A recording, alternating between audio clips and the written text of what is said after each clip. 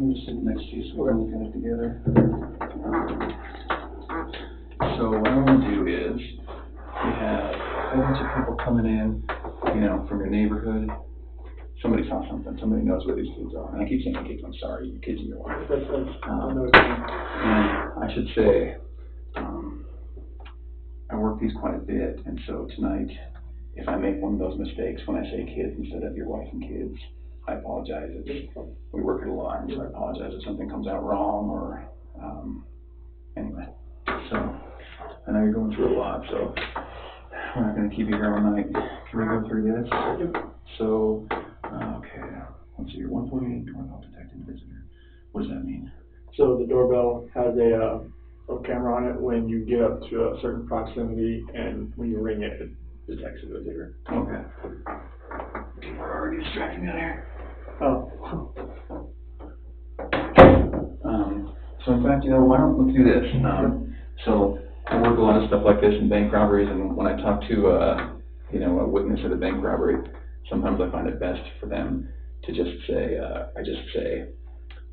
tell me what happened, get it all out, and then once you get it out, let's go over it, okay? So just get it all out as far as this. Tell me exactly what you remember, and I'll take notes about where we can go. Okay. So this 1:48 a.m. Let me switch chairs. Okay. Because when they come knocking, when they come knocking, I gotta use that key. Do you need more water? No, I brought you Gatorade. Oh, thank you. All right. Alright, so 1:48 a.m. doorbell detects a visitor. So when we were over at the neighbor's house, the next day we were looking at his camera as well, and it didn't show anybody walking up to the driveway, which is kind of weird. That's the only reason I put that on there, because it showed Nicole dropping her off, but nobody actually walking up to the house. It was kind of weird, but she was in the house. Okay. So, and what time are we talking? This is still 1:48. Okay. So, 2 a.m. Shanann gets into bed with me. 4 a.m. that's when my alarm goes off for work, and I'm supposed to get dressed, brush my teeth, everything I do upstairs. Okay. 4:15, that's when I get back, slide right into bed next to her, and start having a conversation with her about having the house up for sale, and talking about like actually proceeding with the separation. Okay. And obviously it gets pretty emotional, like we're talking about, you know, like we felt the disconnection was there, like falling out of love, and trying to stay together, maybe just for the kids' sake, but we're realizing that doing like our homework, it's not, most of the time that's not going to work. Yeah. And it gets pretty emotional because we have 2 beautiful kids and we have 1 on the way.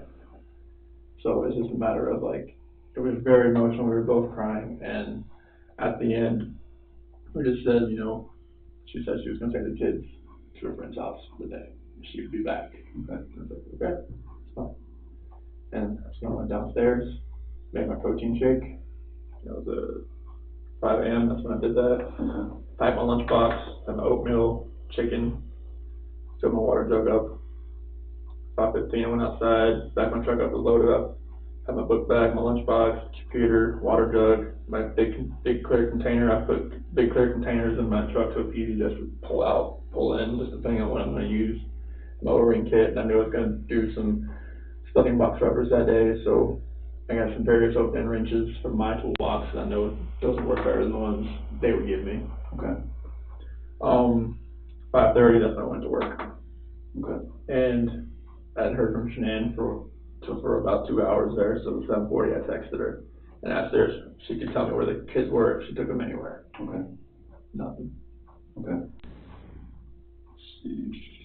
At 12 I texted her again, call me. Nothing. And then about 12:10 p.m. that's when my doorbell visitor, it read another visitor, and I was like, it popped up on my phone and it says it was Nicole. And I tried to put it on my phone to see if like she's just trying to get in or whatnot. And I hear like she's on the phone trying to, I could hear her on through my phone saying she's trying to get through to Shanann. So that's when I called her. Yeah, I called her at 12:20, see what was going on. She told me that Shanann hadn't responded to any of her calls all day or any of her friends' calls all day. Okay. And that's very strange, just because I mean, she doesn't get back to me, that's fine, you know, like, she gets busy with kids, whatever. But if she doesn't get back to her people, like, the people, like, she works with direct sales. Okay. So if she doesn't get back with them, that's strange. Is she the type to answer the phone? For them, yeah, it's like all the time. Okay. Yeah, for me, it's just like, hey, wait, I'll see you later. So about 12:40, a few more efforts from Nicole to reach her while she's there, like outside the house. Mm-hmm. And at 1 o'clock, that's when I left, and I was like, all right, I'm on my way down there. 2 o'clock when I got home, because they couldn't get in because the front door had a top latch to keep the kids Who's in. there? Nicole and the police officer that was there. Okay. Oh, right. Okay, gotcha. Yeah. So they couldn't get in because top latch on the front door was hinged, and the keypad on the outside does not work to get into the garage. So they had to wait till I got there so I can get the remote open. Okay. So that's when I got home. I opened the garage door and we went inside the house and looked everywhere. Shanann, Bella, and Celeste, nowhere to be found. Shannon's wedding ring's on her nightstand, her phone's still on the couch, her purse is still there, medicine for the kids is still there, the car seat is still there, and there's no sign of them anywhere. Okay. 3 o'clock, Frederick, the police officer, detective, Howard, right? Oh, yes. Okay. I butcher his name every time. Asking Nicole and I, questions about where she could have gone or who she could be with. At about 4 o'clock, the police officer that was there, he was checking neighbor security footage. At 5 p.m., the same police officer, detective, and then sergeant, another officer, they showed up and they searched the house again. About 6 o'clock, being calling around to anyone that may know something, called hospitals and hotels. 7:30, my friend Nick Amen showed up to show support, and then on it's his friends showing up. Shows Lauren, Dave, Jeremy, and 10 o'clock pretty much about laid down, but I didn't go to bed till probably like 2 a.m. just because he was in text and calls all night. Okay. And I was just hoping that, I left all the lights on in the house, I was hoping that I'd get a knock on the door. But yeah, nothing happened. Yeah, but nothing happened. What do you think happened? At first, I really thought maybe she was just at somebody's house, just decompressing. Yeah. But after today, like with the onslaught of all the cars, all the police cars, all the news, all the K9 units, it's making me lean the other direction about someone took her. Okay. But it's just, if someone took her, it would have to have been someone she knew. Because there's no sign of anything like being disturbed, broken. Mm-hmm. But like that's the way I'm leaning now. At first I thought for real she was just decompressing somewhere. I thought she was safe, even though everything in the house was left there. But now it's just after the day with the news crews and everything, it feels more the other direction, and it's freaking me out because I have no idea where they are. Okay. If you could think of anything that we could do to find them, what would it be?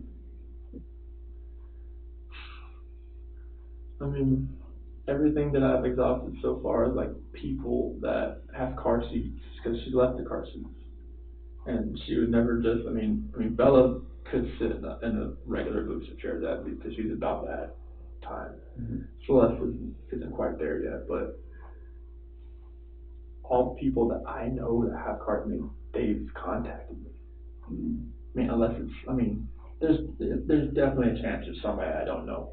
Being a guy or a girl, and she has plenty of friends through like direct sales that I've never met that could have a kid that they come and just say, hey, let's go, like just back up in the back, put them in, let's go.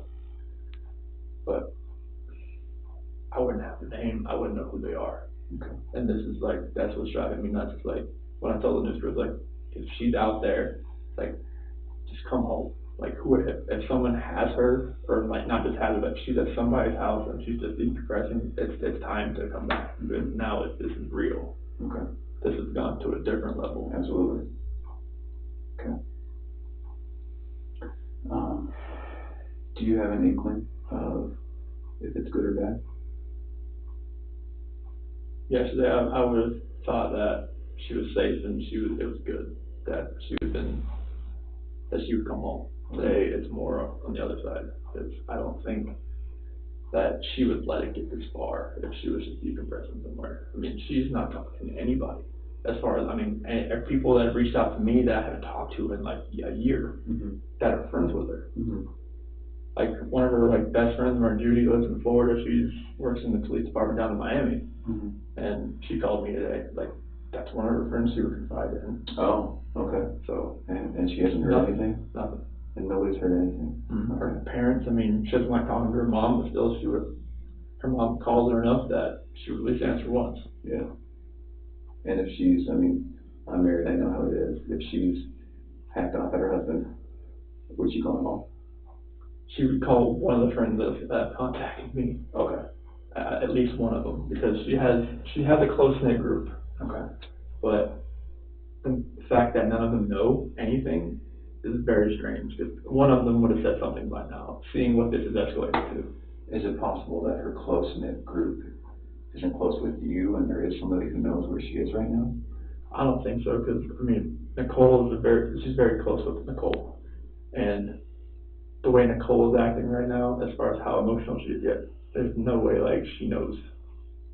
What does that mean? There's no way, like, she would know, like, where she is, if she knew. Oh, so you're saying, if Nicole knew? Yeah, Nicole knew, like, the way she's acting right now, she's as freaked out as I am. Okay. So there's no way, like, she would know where she is if she knew. Do you know Nicole that well?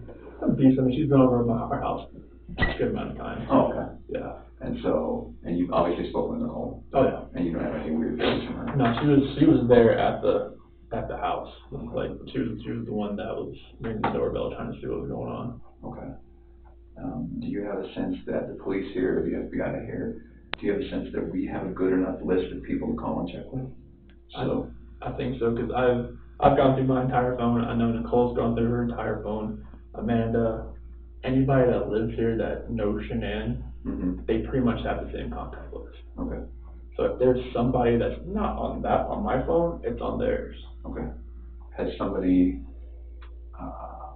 I think the police have Nicole's, or I'm sorry, your wife's phone, right? Yes. And I don't want to pronounce her name wrong, Shanann. Shanann? Yep. Okay. So the police have Shanann's phone? Yep. Do they have your phones? Have they looked at your phones? I don't think so. Okay. Can I run that out and have them look real quick? Yeah. Okay. Is there any password I'm going to run into? 3307. 3307? 3387. 3387. Are there any other phones you can check? Okay. When they look at this, what's the best thing that they can do to, I don't know, to say, look for these contacts, look for this Instagram, look for this Snapchat? So, like, the only thing on here that I would say is going to be weird, because our contact list is the same. Oh, you guys have a shared contact? Yeah, like every Google? Yeah, it's like I've, like, all the, what drove me nuts is that when she, like, downloaded it to the cloud, it multiplied or duplicated. Oh, I hate that. Yeah, so this is the same person over and over 10 again. people over. Oh, okay. So we have the same contact. Okay. So I'm going to run this out. Okay. So 330 or 3387.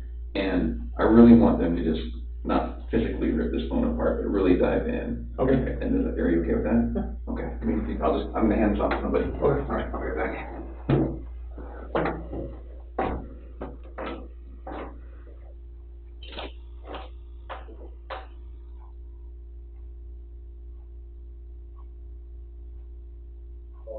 That's 3387. Good, that 3387?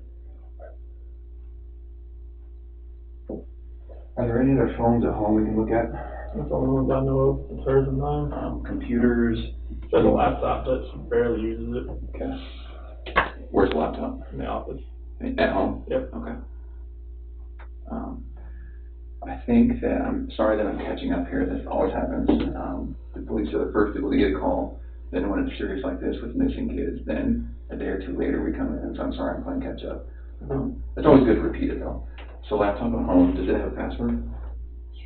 I don't think so. It might, but that's one she uses. Oh, okay. Just in her office. Do you have any idea?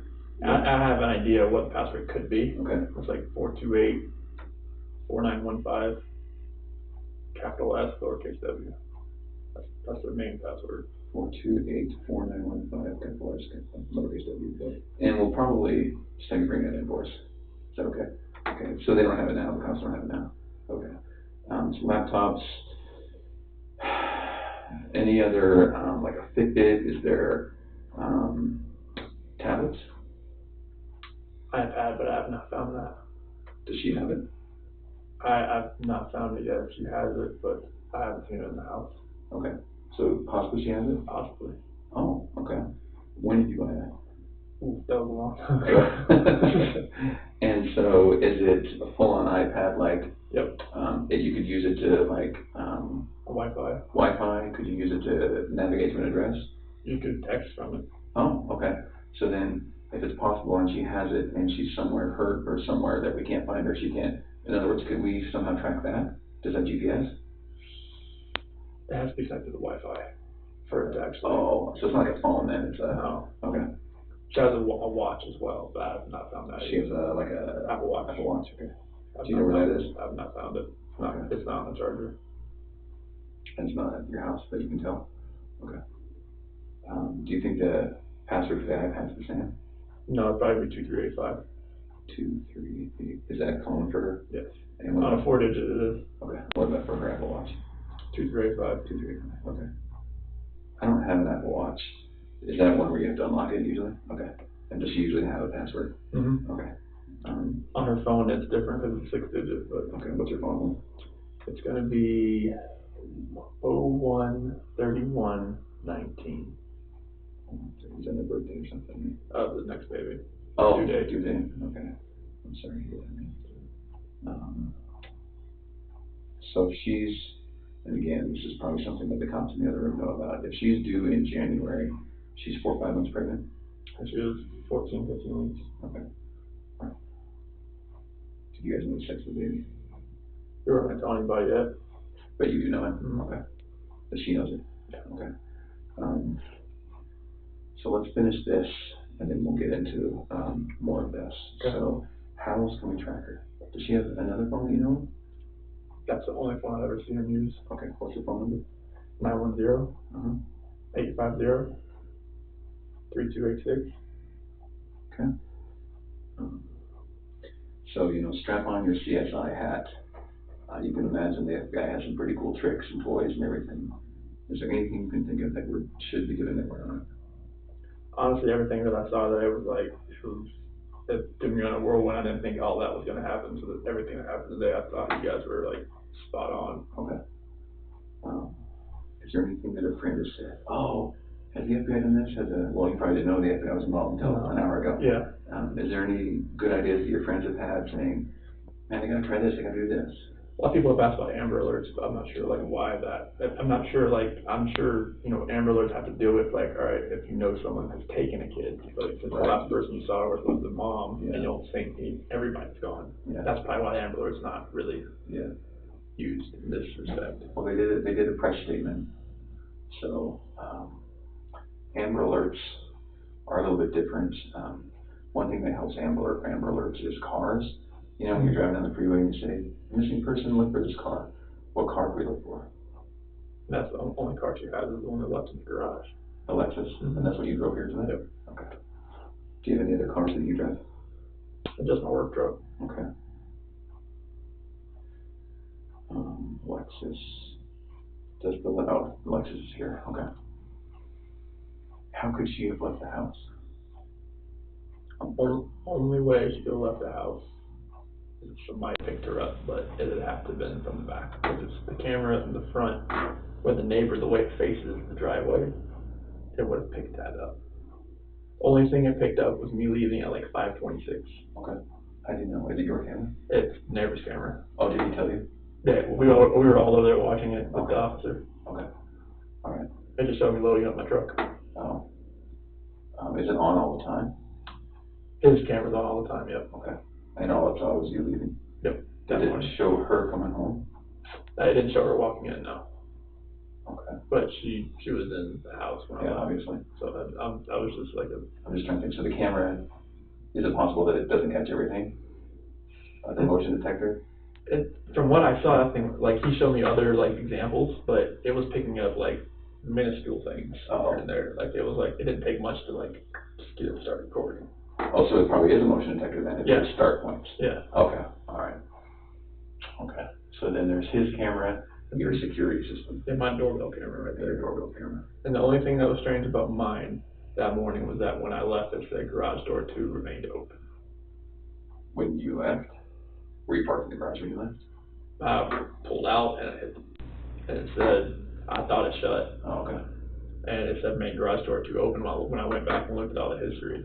And Nicole said that it was shut when she got there. Okay. But it said it was, because on my notifications, it'll say something's left open, but it won't say when it's shut. Oh, so you got a notification it was open Mm-hmm. after when you thought you shut it? Yep. Okay, all right. Next I looked back and saw it shutting. Okay. Kids, do they have any security little watches? Mm-hmm. You know, something they have the call home button? Nothing like that? Nothing like that yet. No iPads? Mm-hmm. How old are they? 4 and 3. Oh, they're pretty young. Okay. Anything else you can think of?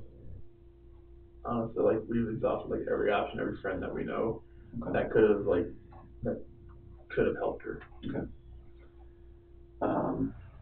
So we talked about her decompressing a few times. Where would you do that? She would have to go to her friend's house to do that. She wouldn't just go anywhere, not with the kids. At a hotel? I've checked if she had any cash on her. I'm not sure like how much she would have had on her. She usually doesn't carry much cash. And the cash she had in her wallet was from Nicole the previous day. From who? From Nicole. Oh, okay. She told me that was the cash she gave her. Okay. Sorry, when we found her purse. For what? No, I'm not sure. She didn't tell me. Okay. But that was the only cash she had in her wallet. And is that still at the house, you said? Yeah. Okay. So is her license in the wallet? Yeah. So she's got no cash that we know of, no license, no phone. Anything about the clothes in the closet, the hamper, the drawers that makes you think she packed some boots, she's going to the mountains? Like she has so many clothes in that closet. Like it'd be hard to really tell if she took a little amount. Okay. If she took a big amount, it'd be pretty obvious. But like a little amount, you would never know. Okay. All right. She has like say like that whole wall, and then the bottom, and the other side. Okay. If you take this room, it's about the size of it. A woman with a lot of clothing? You don't say? No. Okay. Shoes, anything about shoes that you think? She has a whole shoe closet. So there's nothing obvious that screams at you she's preparing for this type of activity. Okay. And the kids' clothes too. There was enough that was there that I saw missing. Okay. So, all right. So I know it's hard to talk about. You mentioned that there was a hard conversation the two of you had about Separation. Your marriage and separation. Now that you've had a little bit of time to think, looking back on that conversation, can you connect the dots between both of you being upset and crying, and here we are, and now she and the kids are gone? What do you think about? I think about like, did I cause this? Like, did I make her feel like she needed to leave? And like, did she really feel like the things she was saying? Did she really feel the same? Did she really feel like, all right, the disconnection? Did she really feel all that, or she's just saying it? Like maybe like us falling out of love. Was that really registering her at that point in time, or did it register after I left to go to work? And then she was like, I'm just gonna leave. Okay. It's like I'm not sure because she laid back down. Okay. She was still there when I left. Okay. But like maybe she sat there and thought about it. Like, do I really need to stay here right now? Like if he doesn't love me, maybe I should just go. Can you really get into that conversation with me? And what I want to know is, you obviously have a very deep relationship with her. She's your wife, but it's going to be easy for me to listen to what was said and maybe think that there are some clues about maybe she did just lay down and cry a little bit longer and something happened to her, or maybe she did get frustrated and she left. So can we recreate that conversation? Mm-hmm. So tell me what happened. So I crawled back in bed. So sorry, let's start from, she gets home late at night. Mm-hmm. Okay, I'll start from that point. Okay. So she got home about 2 a.m. And were you already home? Oh yeah, I was passed out. Okay. Yeah, so like I felt her get into bed. That was about it. By about 4 a.m. That's when my alarm. That's when my alarm went off to go to work. Okay. That's when I got ready and everything. So she gets in at 2, alarm goes off at 4. Okay. Mm-hmm. And you were sleeping that whole time. Oh yeah. Okay. So the conversation hadn't started. No. Okay. So about when my alarm goes off, that's when after I get ready for work, I crawl back in bed and have that conversation. So you wake up at 4. Mm-hmm. At 4, then what until you start the conversation? Get dressed, get my clothes on, brush my teeth, deodorant, all that kind of stuff. Okay. Shower? No. Okay. Shower up. Yeah, night before. Okay. What do you do for a living? I work in the oil and gas. Okay. So then it doesn't matter if you go to work without a shower. Okay. Doesn't really matter. All right. It's gonna be bad anyways. Yeah. So then you wake up, you get ready. I'm sorry I interrupted you. You're fine. So then what time we're talking about when you're ready to talk with her? About 4:15 or so. Okay. And so she was asleep from the time she got up from 2 to 4, mm-hmm. or 4:15. You wake up at 4:15, you're ready. Okay, and at 4:15, you start talking. Mm-hmm. Why do you talk at 4:15 in the morning? I felt like I needed to talk to her face to face because like I wanted to say something. I like when she was in Arizona, like I didn't want to do it through a text. I didn't want to do it through a call. I was like, I got back in bed. I was like, I needed to talk to her about this because she had told me like when she was gonna fly back that she wanted to get up with me so she could take a shower because she wanted to get there without me. What do you mean when she got back? When she flew back in. From Phoenix? Yeah. Okay. So she told you, let's have a talk? No, she wanted to get up with me so she could take a shower at the airport off her because she was her flight was delayed. Oh, okay. Her flight was supposed to get in 11, but it didn't leave till 11. Okay. And so did she call you or did she text you? I think there was a call. Okay. On that one. All right. And so at 4:15, what happens? That's when I crawled back in bed and I woke her up. Okay. And then I proceeded to talk to her about how I was feeling, about how I felt like what's been going on with us the last, what she's seen like the last 6 weeks, because she was in North Carolina and I was down there just the last week. But from just being apart and just like figuring out who people are. Like the best way for people to really find out who they are is to spend time apart. I agree. And it's kind of just like you need to see yourself. Well, and then on the last week, that's when I went back to North Carolina, and I was there for the last week there. Okay. And when we were together, we could feel like it wasn't there. That spark, and that's kind of cliche, but that spark wasn't there anymore. Mm-hmm. And on that night, I woke early that morning, I told her like the disconnection it's there, like it's not going away. Like the connection we had in the beginning, it's not there anymore. Like I don't feel like the love we have is there anymore. Okay. And it's just like I don't feel like. I mean, if we want to stay together for the kids, I'm not sure if that's going to work. Like bringing another. That's what you told her. Yes. Okay. Like having another baby, bringing us into this relationship. Do you think this is going to work with us being together, or separation? I think is going to be the best possible route for us. And that's when like all the crying and everything proceeded. It was very hard just to talk about that. But I needed to do it face to face. Okay. And I needed to see her face like while I did it. I couldn't text, phone, whatever. I needed to be face to face and be able to see her and know that she was going to be at least reciprocating back to me. Oh, what did she say? She said that she wanted to kind of work on it, but if that's the way I was feeling, then she respects that. Okay. And she said that most of the time when you have kids and you have a relationship where people like they don't love each other more, they fall out of love, there's connection, that having kids, even bringing a new baby into the equation, doesn't always work as well as keeping the couple happy and the kids happy. It's like it almost is like better if the two are on different sides. Yeah, you don't want to spend your whole marriage just liking each other and faking it for the kids. Yes, and that's one thing. Okay. Is that accurate? I don't want that's totally accurate. Okay. I mean, you don't want to be the people parading around with like a mask on when the kids are around, and then when the kids go to sleep, you just go your separate ways. Okay. Like, that's what I don't want. Okay. And that's why we're talking about that separation that night. Okay. And that's why I got so emotional right there. Okay. Emotional for you too? Oh yeah, I was bawling my eyes out. So then how long did that conversation last?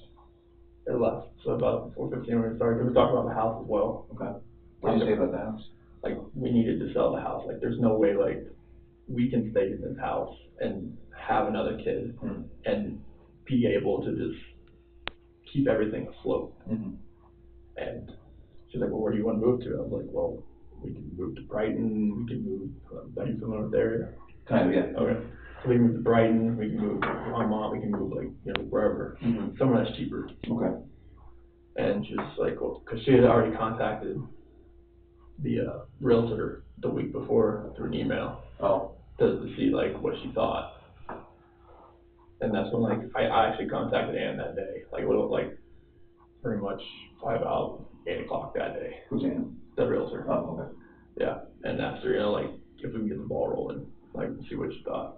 So you said your wife called a week before to the realtor? Emailed her. Okay, so then this conversation early in the morning wasn't a shock to either of you or a surprise. It was the next step in a long conversation you have to have leading up to. Okay. This was not like like a Big Bang Theory type thing. It was just like, this was, that's why it was just an emotional conversation, like, because it wasn't just like come out of nowhere, left field type of thing. Like, we knew, like, something wasn't, we knew about what we wanted to do with the house. We knew, like, what's going on with it. Like, we knew something was. Is it accurate to say that then the time when you were away from each other, when she was in North Carolina, the time when she was in Arizona, maybe the two of you knew that could have been time you were talking, and so when you finally get together, it's, we can't wait another second, we're going to talk. Is that right? Okay. And tell me if it's wrong. No, you're right. Okay, so then the conversation starts at 4:15. You talk about each other and your marriage, you talk about the house, then what? And that's when the conversation ends, and we're talking. That's what she said. She's going to take her friends, or take her and her friends take her and the kids to her friend's house. Which friend? That's what she did not say. So she did say, I'm taking the kids to a friend's house. Yeah. Are you sure she said that? Yes. You're positive? Yes. Okay, that's good. Now we're back to the blowing out steam probability, which we like, right? Yeah, that's what I like. Okay. So let's, if we're going to play the DVR, let's rewind 5 minutes. So we're at the house. You're talking about the house. You're saying this isn't going to work with the kid. We're going to sell this house. Then how do you remember what led to her talking about the kids? As far as, like, taking them to her friend's house? Yeah, like what conversation did you guys have? Well, that's when I rolled out of bed, and that's when she pretty much told me, like, I'm taking the kids to a friend's house today, and I'll be back later. Are you sure she said she'll be back later? On a scale of 1 to 10, how positive? That's a 10. A 10? Yeah. Okay. So she said, I'm going to take the kids to a friend's house, but I'll be back later. Why? From what I just told her. That doesn't make sense, though, because you'd be at work, why would she have to leave? That's the thing, like, why, I'm not sure why she wanted to go somewhere. Okay. But that's what she wanted. Like, maybe she didn't want to be in that house after what we were just talking about. You just talked about it, yeah. It's no longer mentally, emotionally her house then. Okay, so let's focus on, I'm going to take the kids to my friend's house. What does that mean? Hopefully it's someone that she trusts. Hopefully it's someone that she knows pretty well, and hopefully maybe they have a kid that Bella and Celeste can play with. But you have no idea who that would be? Because we have exhausted all of them, all those people. Okay. Does that surprise you? Because I don't know your wife, but maybe that's something that's in her wheelhouse. Does that surprise you that she said that and did that? It doesn't surprise me that she went somewhere. Like, she said could have been a play date. Okay. But she was very vague in the fact that she just said she was going to a friend's house. Okay. And didn't say who. Okay. That's why I texted her, like, if you can tell me, like, where the kids are. What time did you text her? That was 7:40. Okay. And no word from her, obviously. No. Okay. So then we're at I'm going to take the kids. I'm gonna go to a friend's house. You sure she didn't say I'm gonna take him somewhere to a hotel or to a... Oh, there was no. Positive she said to a friend's house. And not just someone's house, but a friend's house. Yeah, because like, if it was a hotel, I would have definitely asked the question, like, why are you going to a hotel? Yeah, okay. That wouldn't, yeah. Where can we look to find friends that you might not know about? Honestly, Facebook's the only place. Facebook? Because that's the one she frequents. Okay. That's the only place. What's her Facebook account? Or her username? It's just Shanann Watts. Just regular Shanann Watts? Well, they have access on her phone.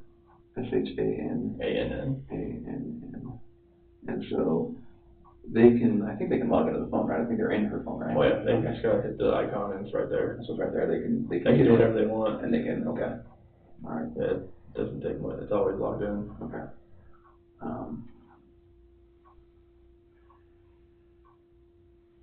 Doesn't she do something online? Doesn't she have an online presence or something? It's with Thrive, the direct sales business.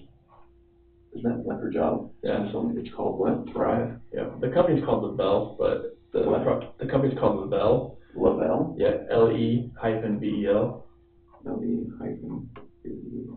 Okay. Yeah, but the product's called Thrive. Okay. What is it? It's probiotics, prebiotics, vitamins and minerals. Okay. It's all plant-based stuff. It works very well. Dietary, supplementary. Okay. And what does she do for them? She's a promoter. Okay. Sales? Yes. Okay. Is this I think I've heard of Thrive. Is this like you try to sell it personally to people you know? Okay, so she doesn't have a storefront that she works at? No, it's all cloud-based. Okay, home-based. She can work from home. I can work anywhere. And so where would be a list of contacts at Thrive that we could go start talking to people? Oh, we've already gave them all to them. Like everybody that she contacts through Thrive, they have them in that phone. Please have that? Yep. In that phone? Mm-hmm. Through what? An app? No, just like all the people that she contacts throughout the day. Okay. Like from Addie and Sam, and they're all in there. Addie and Sam, who are they? Addie Maloney's one of her leaders back east. Okay. Sam Paisley, another leader. Someone who's supporting her sales. Yeah. What about people who, because she's in sales, what about customers she tries to reach out to she doesn't even know? How does she do that? Messenger. You messenger strangers? Either it's her Facebook page is I guess it's public. Okay, so she has friends on Facebook that might someday think that they want Thrive, they can reach her. Mm-hmm. How else does she do it? It's mainly just through Facebook. Through Facebook? Yeah, like if she has any, she might do it on Instagram every once in a while. She'll like sync them both so that it goes to both, but. Facebook, and what was it, Instagram? Yeah. What's her Instagram username? I have no clue. You have no idea? No, it might just be Shanann Thrives. Shanann with the underscore Thrives. Okay. So you don't do Thrive? I do, but she kind of runs it. Okay. Do you do it separately from her then? It's a different team, but I'm under her. Okay. It's like she signed me up under her. Okay. So whatever I do helps her. Right. Okay. What else are we not thinking of? So let's continue with, I'm going to go to my friend's house. Then what happens? That's when I go downstairs, make my protein shake, get my lunch, everything ready. Because you're not going back to bed at this point? No, I gotta go to work now. And this is somewhere near 5? 5:15. Okay. And then that's when I go out, get my truck, load everything in it, and 5:30 or about what the neighbors think, so about 5:26 I'm gone. Okay, and she's still at the house now? Are you sure? Yeah, because she never came back downstairs. And explain your house to me. Do you leave through downstairs? Go downstairs and leave through the garage. So then this conversation happened upstairs? Yes. In the master bedroom? Yes. Okay. And you're sure she didn't come down? Like, once I was in the garage, so I didn't see anything after that. Did you see her car in there? Yes. Okay, and you left when her car was in there? Yep. So it's clear she's in there? Mm-hmm. I'm just trying to determine if there's any other time she could have disappeared. And then, so from 5:30 then, what? That's when I went to work. Okay. All right. And then 7:40 is the next time I texted her. And why'd you text her then? I hadn't heard from her, and I was just seeing if she knew just seeing where she went. texted Shanann, right? Yep. Shanann? Yeah. And asked if she could tell me where she was taking the kids. Oh, okay. So at this point, it's 2 hours later, and you're thinking, I wonder where she's going. Yeah. Okay. And is that text on your phone? Yeah. Okay. Then all the way, what happened between 7:40 and noon? I was working. I was outside working. Okay. Noon, texted Shanann to call me, and that's going to be on your phone too. Okay. 12:10, doorbell visitor. That's when Nicole was at the door, and it pinged on my phone. Okay. What's she doing there then? Oh, then 10 minutes later, you called Nicole to see what was going on, and she told me she couldn't get a hold of Shanann either, and that her shoes were next. Whose shoes? Shanann's shoes? Yep. Were next to the door, and her car was in the garage, next to the door, inside or outside? Inside. There's like a little small rectangular window next to the door. Okay. You can see right in there. Does that mean anything to you? Does Shanann or her shoes always by the door? Yeah. Okay. So when you come in the house, does she usually come in the front door? Most of it, unless she drives in. Okay. Then she goes into the garage. Okay. That was just from the previous night when she came in. Oh, okay. So then, let's think about this for a minute. If she comes in, drives in with, what's your other car, Lexus? Yep. She drives in the Lexus, comes in. She comes in the garage door that way if she's driving the garage. But since Nicole dropped her off that previous night, she came in the front door. Oh, someone else is driving. The Lexus is already there. The Lexus is already there. Okay, so then that makes sense. Yeah. Okay. You see what we're trying to do? We're trying to be like, did she walk out or was she taken out, right? Yeah. Okay.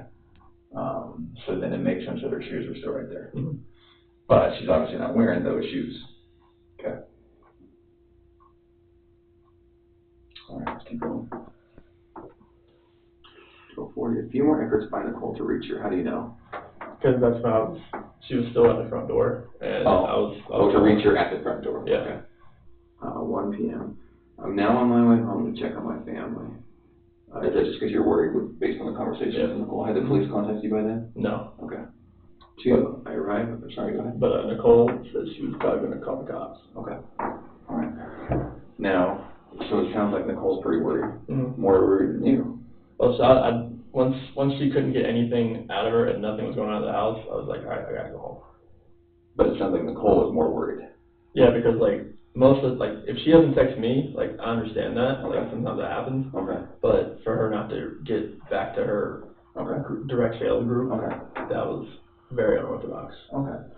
And you had a pretty tough morning with her. Yeah. So she's, again, decompressing, yeah. She said. So it's okay that she's not texting you maybe, but you're going to come home and check just in case. Mm-hmm. But Nicole's freaking out. Mm-hmm. Is that right? Yeah. And I'm walking myself through this. You tell me, no, that's not what happened. No, I mean, she for her not to get back to her friends like that, that's not normal because, she'll get, tons of text messages throughout the day from direct sales. All right. If she doesn't get back to me, I just assume that she's busy. Okay. I'm now on my way home to check my family. 2 p.m. I arrive home, open the garage door. How? I have my button. Okay. It's in your truck? Yeah. Okay. And get inside the house. Shanann, Bella, and Celeste. Who are Bella and Celeste? That's with my kids. Okay. Oh, are not in the house. Oh, okay. Shanann's wedding ring is on her nightstand. Her phone is on the couch. Her purse is still here. The medicine for the kids is still here. The car with the car seats are still here. There is no sign of them anywhere. Frederick police officer and detectives are asking Nicole and I questions about where she could have gone or who she could be with. How did that go? I mean, we tried to go through from what we could gather, where she could have gone. Okay. As far as what we saw in the house, it didn't really make sense. Okay. So that's where we're just starting to look through the phone and just kind of call around. Once we found the phone and Nicole knew what the passcode was, just kind of load it up and see what transpired. And obviously there was 50 something text messages that popped through. Okay. All right. Because the phone was off. Okay. What do you mean the phone was off? It was off. When you found it was off? Off. Was the battery dead? No. Why are you making that?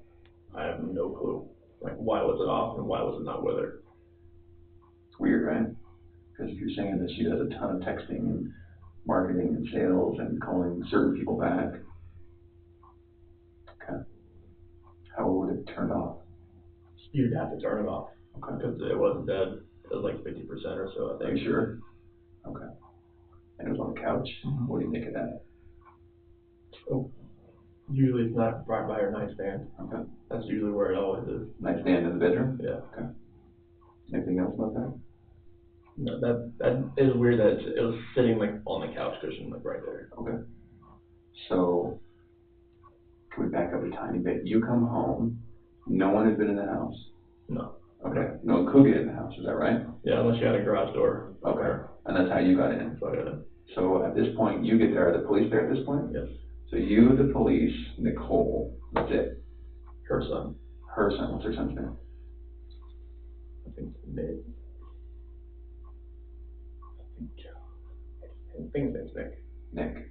And so you and Nicole aren't besties per se? You and Nicole? Oh no, like we're friends, but yeah, my wife and her are really good friends. Okay.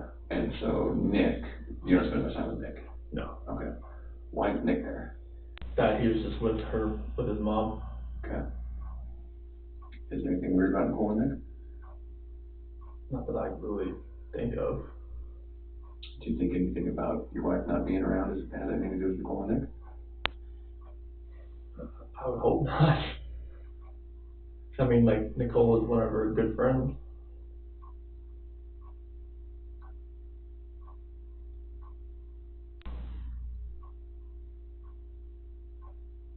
Okay. I don't think they could have done, like, I don't think they could have done anything, like, as far as, like, helping her get out and then being so emotional when they couldn't find her. I don't think they could be capable of that.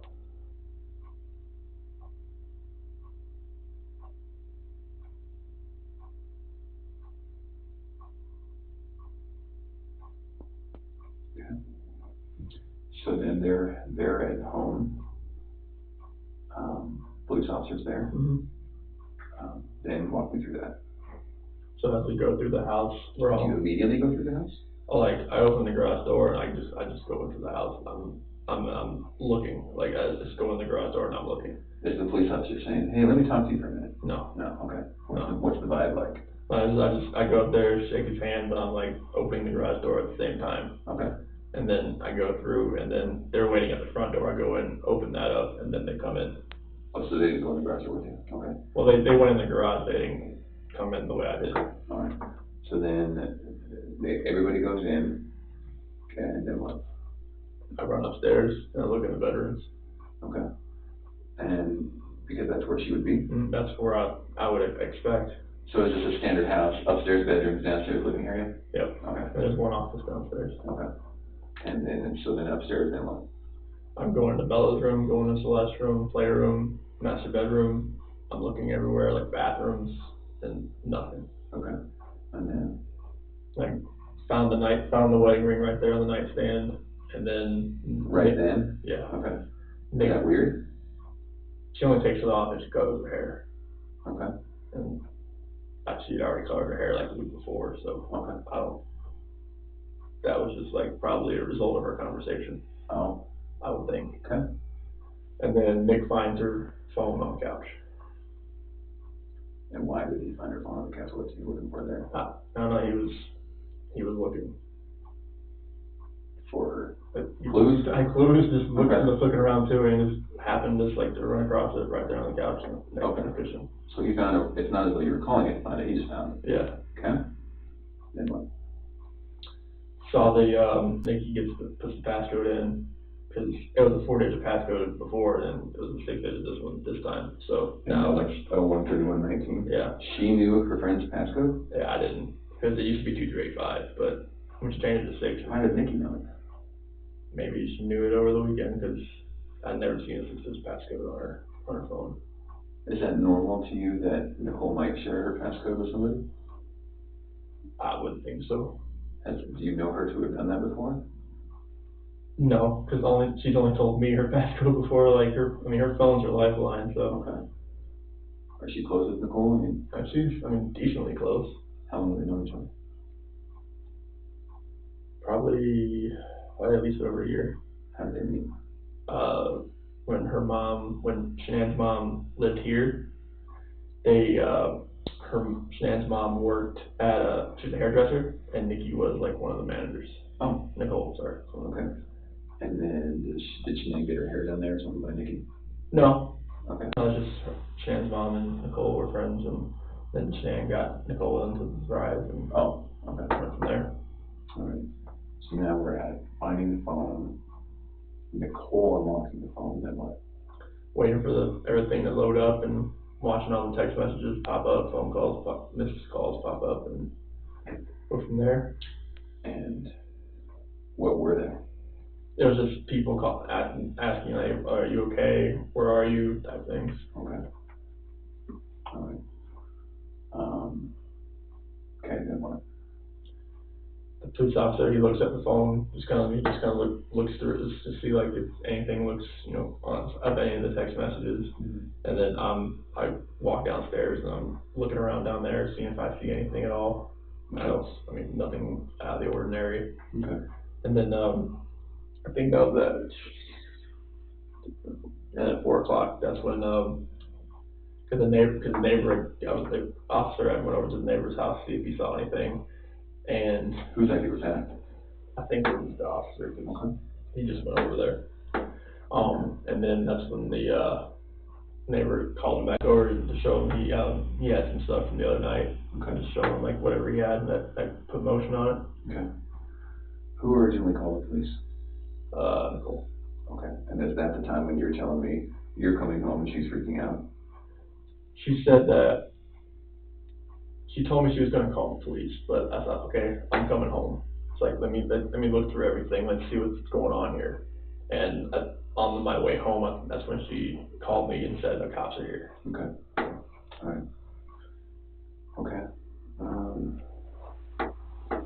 Frederick police officer and detectives are asking Nicole and I questions about where she could have gone or who she could be with. 4 p.m. Police check neighbor security footage and question them as well. Okay. Have we talked about that? Is that where we're okay? That's where we're at. Anything else about that? No, it just shows Nicole dropping her off, but her not walking up, and it shows me loading my truck up at the time that I told you I left. Okay. Officer, detective, and sergeant come by to search the house and ask some more questions. How'd that go?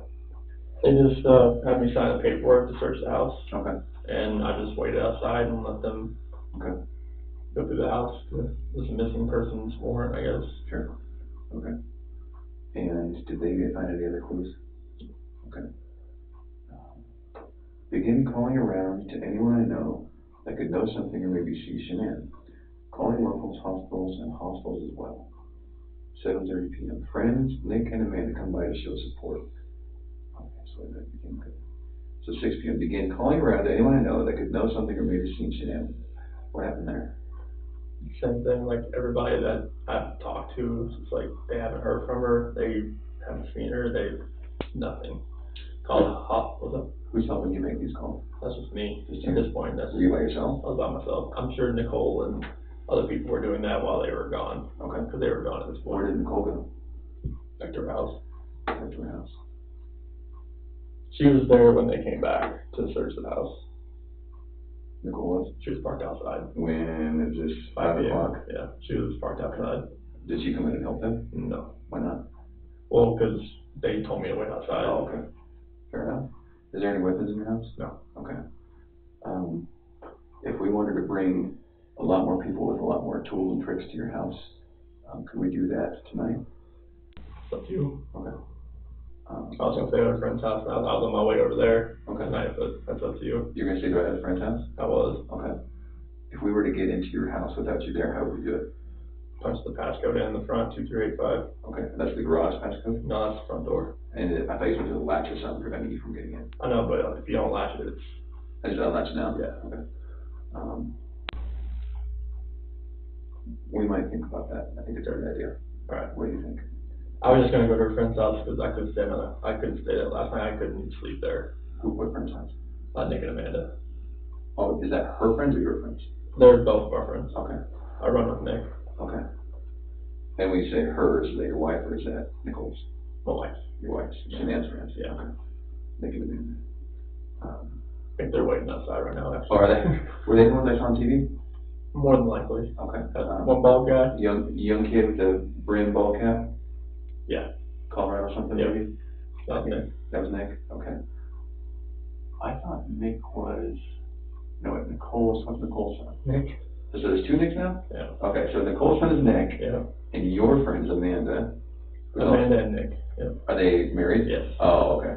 Okay. Okay, I should say like a Nick and Amanda Thayer. Put it that way. Oh, okay. Oh, I know the Thayer name. They showed up at the house or somewhere, right? Yep. Okay, all right. Good friends? Mm-hmm. And no reason to worry about that? No. How do you and Shanann know that? Amanda through Thrive, or actually Amanda was at Primrose at where the kids went to school. Okay. She used to be director there. Oh. And once she left as director position, when she left to go to a different school, that's when Shanann got her on Thrive and became friends, and me and Nick started running. And okay, that's all right. Friends maybe not commercial sport. Friend, is that Lauren Arnold? Yep. Who's that? Shanann's high school friend. Okay. Was that her? And how'd you find out about all this? Facebook. And so did you ask them who and where Shanann might be? Oh yeah, like Shanann, Lauren and Shanann were actually supposed to meet up that day. To do what? Meet up at the house for this pregnancy pal thing. At your house? Mm-hmm. What time? Don't know. Was there any communication about that? Not to me. How do you know? That was the first I'd heard of it, because she said that they were supposed to meet up that day. Oh, when she came over at 8, Yeah. she said, holy cow, we were going to meet together, something like that? Yeah, like that. When she heard about everything on Facebook about Shanann being missing, and she's like, yeah, her and I were supposed to, Lauren said her and I were supposed to meet up and do a little pregnancy pal thing. Is Lauren pregnant? Yes. Okay. First kid? Third. Okay. And so, both third kids. So they were just going to meet up because they're expecting mothers. Yeah, they're probably just going to just hang out and probably haven't seen each other in a while. Okay. I ain't worried about her, though. Okay. Who are you worried about? Anybody that I know right now, like, if they have not told me anything, it'd drive me nuts. It's driving me nuts, because, like, there's no way, like, the people that I know that have kids that could have helped her, if she's at somebody's house right now, like, they would have had to say something by now. With all this going on, there's no way they could have kept their mouth shut by now. So then who are you worried about? Honestly, like, I can't really say, like, if I'm worried about anybody right now as far as, like, any of her friends that I know. Okay. All of them are showing, like, their deep concern about what's going on right now. Okay. And I think, like, with that deep concern, that can't be faked. Okay. So then, who are you worried about? It has to be somebody I don't know, honestly. Okay. The only thing that I can think of is somebody I don't know. Okay. Does your gut tell you that Shanann and the kids walked out, or that they were taken out? Yesterday I would have said they walked out. Today I would have said I'm leaning the other direction. Okay. Friends Dave Cologne and Jeremy Lindstrom combined to show support. Who are they? Dave Cologne, when I worked for Ford, he ran an auto body shop. He actually works for Boulder County Sheriff's Department now. Oh, okay. And Jeremy Lindstrom, he worked in the sales department at Ford when I was a tech, and he works at a Ford dealership now. Okay. And Jeremy's the daughter just watched the kids over this past weekend too, so we know them pretty well. Oh, what's his daughter's name? McKenna. Okay. Was she the one watching the kids the night before? Mm-hmm. Okay. I saw her name in her report or something. How did that go with Dave and Jeremy? Oh, good. They're just there to show support, just chilling in the kitchen. Just two of them? Yeah, then us, me, and them. And Lauren and all them had gone by then? Oh yeah, everybody else is gone by then. Okay. When they come over to show support, what are you guys talking about? Just talking about like what could have happened. Like, do you think she could have gone somewhere? Do you think she was actually taken? Like, just random questions like that. And then they're just talking about just other stuff to kind of get things off my head a little bit. Okay. Okay. 10 o'clock. I lay in bed and proceed to take calls from friends and family the rest of the night. How did that go? I'm just answering. Nobody can sleep as far as East Coast, anything like, Addie, Sam. Who's Addie and Sam again? Addie Milk, they're leaders in Thrive. Okay. They're people that Shanann reaches up to. Okay. Have we talked to them? Oh yeah, we talked to them on the phone. You have? I texted them, it's all on there. Okay. And so the real live communication sense, we couldn't find Shanann? Yeah, like them. Okay. Have police talked to them? I believe so. Okay. Just on the phone? Yes. Are they in North Carolina? No, they're like northeast. Northeast what? Like Baltimore. Oh, okay. Yeah, over there. All right. Who else calls? See her mom, talk to my parents, talk to my sister, texted with Kelly, that's another, she lives in New Jersey. Oh, who else? Jeremy, Dave, all those people. Okay. All right. Can we talk about something that's kind of hard to talk about? So when I work investigations like this, I have to keep an open mind on everything. Okay. And part of keeping an open mind is listening to you talk about your wife and your marriage. And the day she goes missing is the day that you guys have marital discord. Okay. So you can understand what I'm thinking about you. Yeah. What do you think about that? Makes me sick to my stomach, honestly. Like, I know, like, I've talked to a few of my friends, like, this does not look good on you. I'm like, I know. It's like, if people knew that we were having marital issues, they're gonna look at me, especially with the way everything looks. And it honestly just makes me sick to my stomach, because this is something that I would never do. Ever. I know, like, you have to look at every vantage point. This is something I would never do to my kids or my wife at all.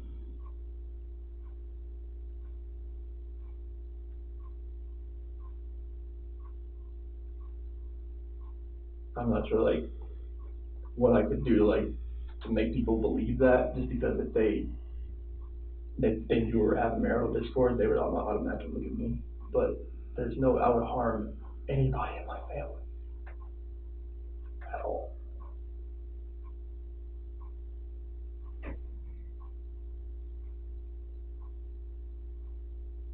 I know we were having marital discord, and we had that conversation that morning, and then she goes, we have no idea where she is, or the kids.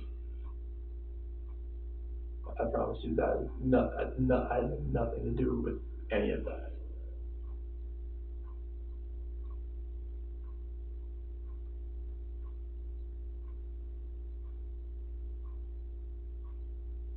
Are you telling me the truth? I'm sorry. Why should I believe you? Because I'm a very trustworthy person, and the people that do know me, they know how I'm a calm person. I am not an argumentative person. I am a person who is never going to be abusive or physical in any kind of relationship. I will never harm my kids. I will never harm my wife. You can talk to any of my friends, any of her friends. They know me. They know I'm a low-key guy that's quiet. So I'm not about confrontation. I'm not about anything that elevates to that level. I mean, like, if someone yells at me, screams at me, I just take it, and I just try to get it by the wayside and get it back to where it's just a cool conversation, to where, like, none of that gets to that height. Because I am not that person. I've never been that person.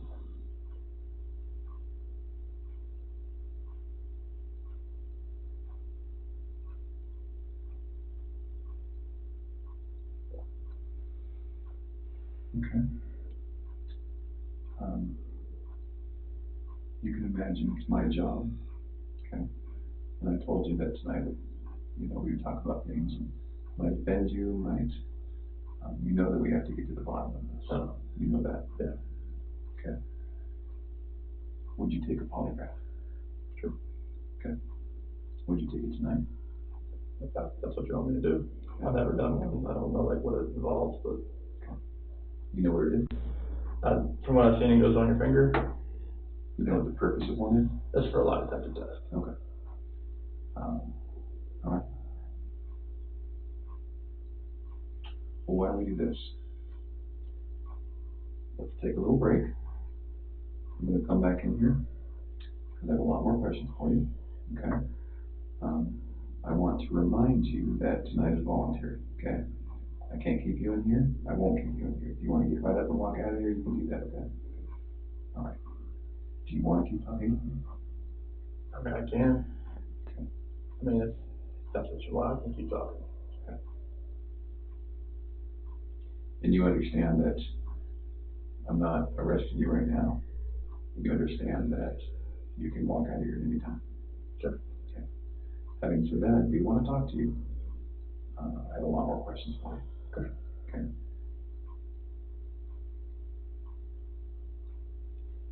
Do you know where your wife is?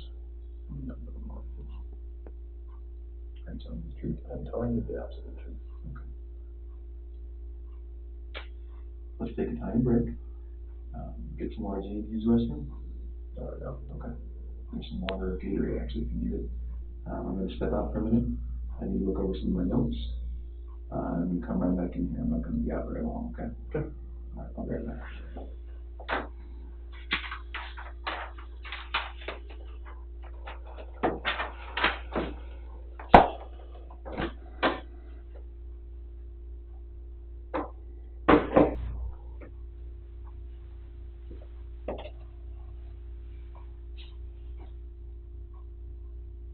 We'll have everyone else. I'm just going to keep this room for a little bit longer. So just shuffle people through the other rooms. All right.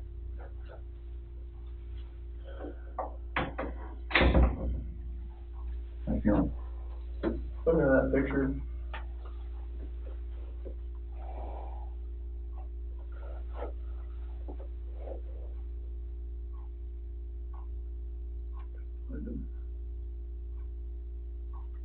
God.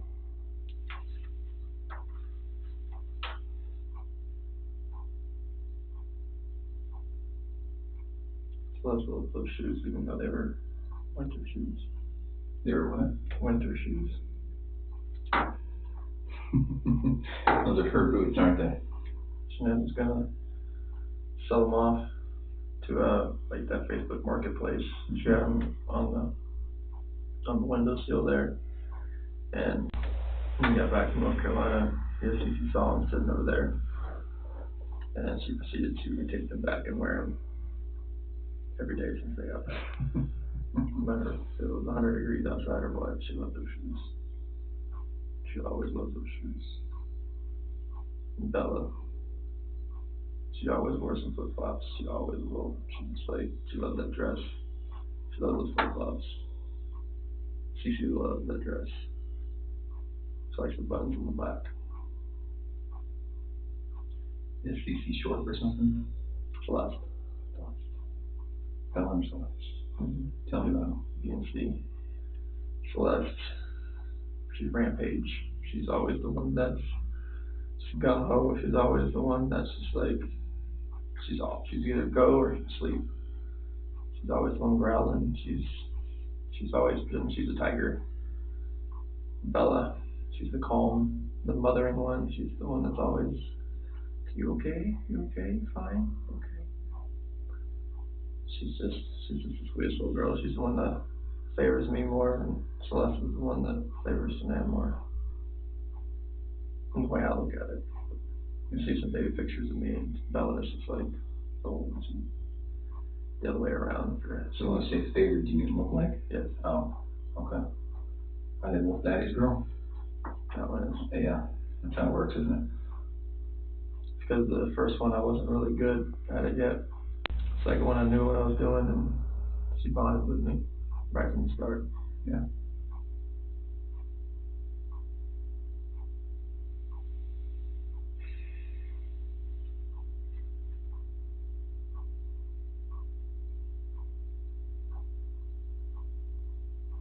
I remember when they wore that dress. She just wore that dress not too long ago.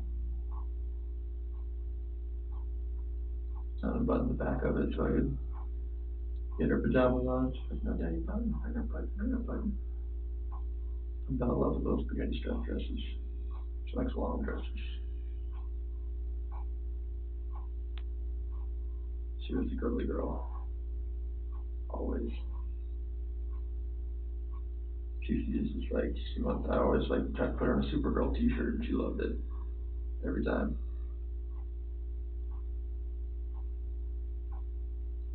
She always be smiling though.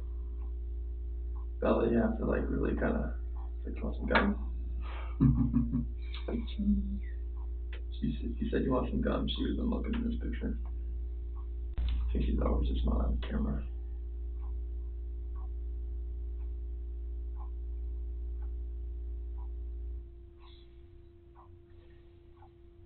I gotta find them, right? I need your help.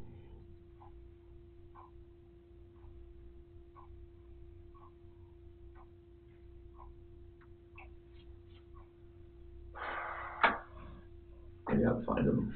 I gotta find Shanann. This is the picture somebody sent me. Or it was side by side of Bella and Celeste and Shanann. There was a post of like one of the news companies. Okay. This was the picture they used of the girls. All right. What are you thinking about anything while I step down? Just how much I want to see these two girls and my wife again. Just I want them to come home.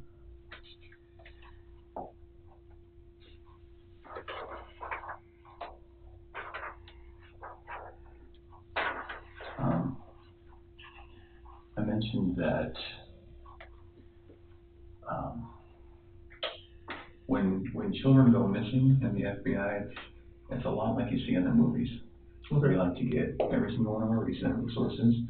We like to call every agent and wake them up out of bed, call them back from vacation. We just really like to put a full force in. Mm-hmm. Is that something that you're comfortable supporting? Yeah.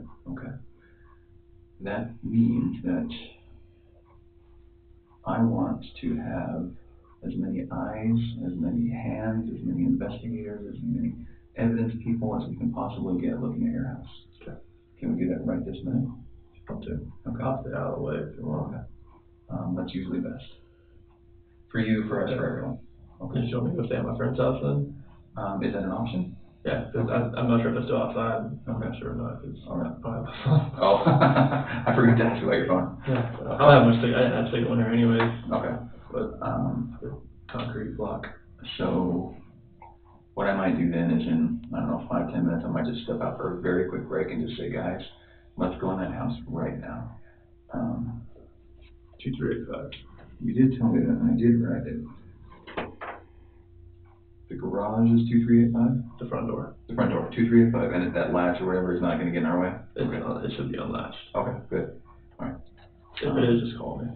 Now, when they go in there, I want them to run a black light over everything. I want them to collect DNA. I want them to look for hair strands and DNA samples. And I want them to look at your stuff and your wife's stuff and your children's stuff and the garage stuff and the car stuff, all of it. Okay. Is that all right? Yeah. Okay. Do you have any problems with that? Mm-hmm. Okay. So then I want them to do that sooner than later. I might step out here in a minute and just tell them the code and just let them know, guys, let's find how we can get these girls. Okay.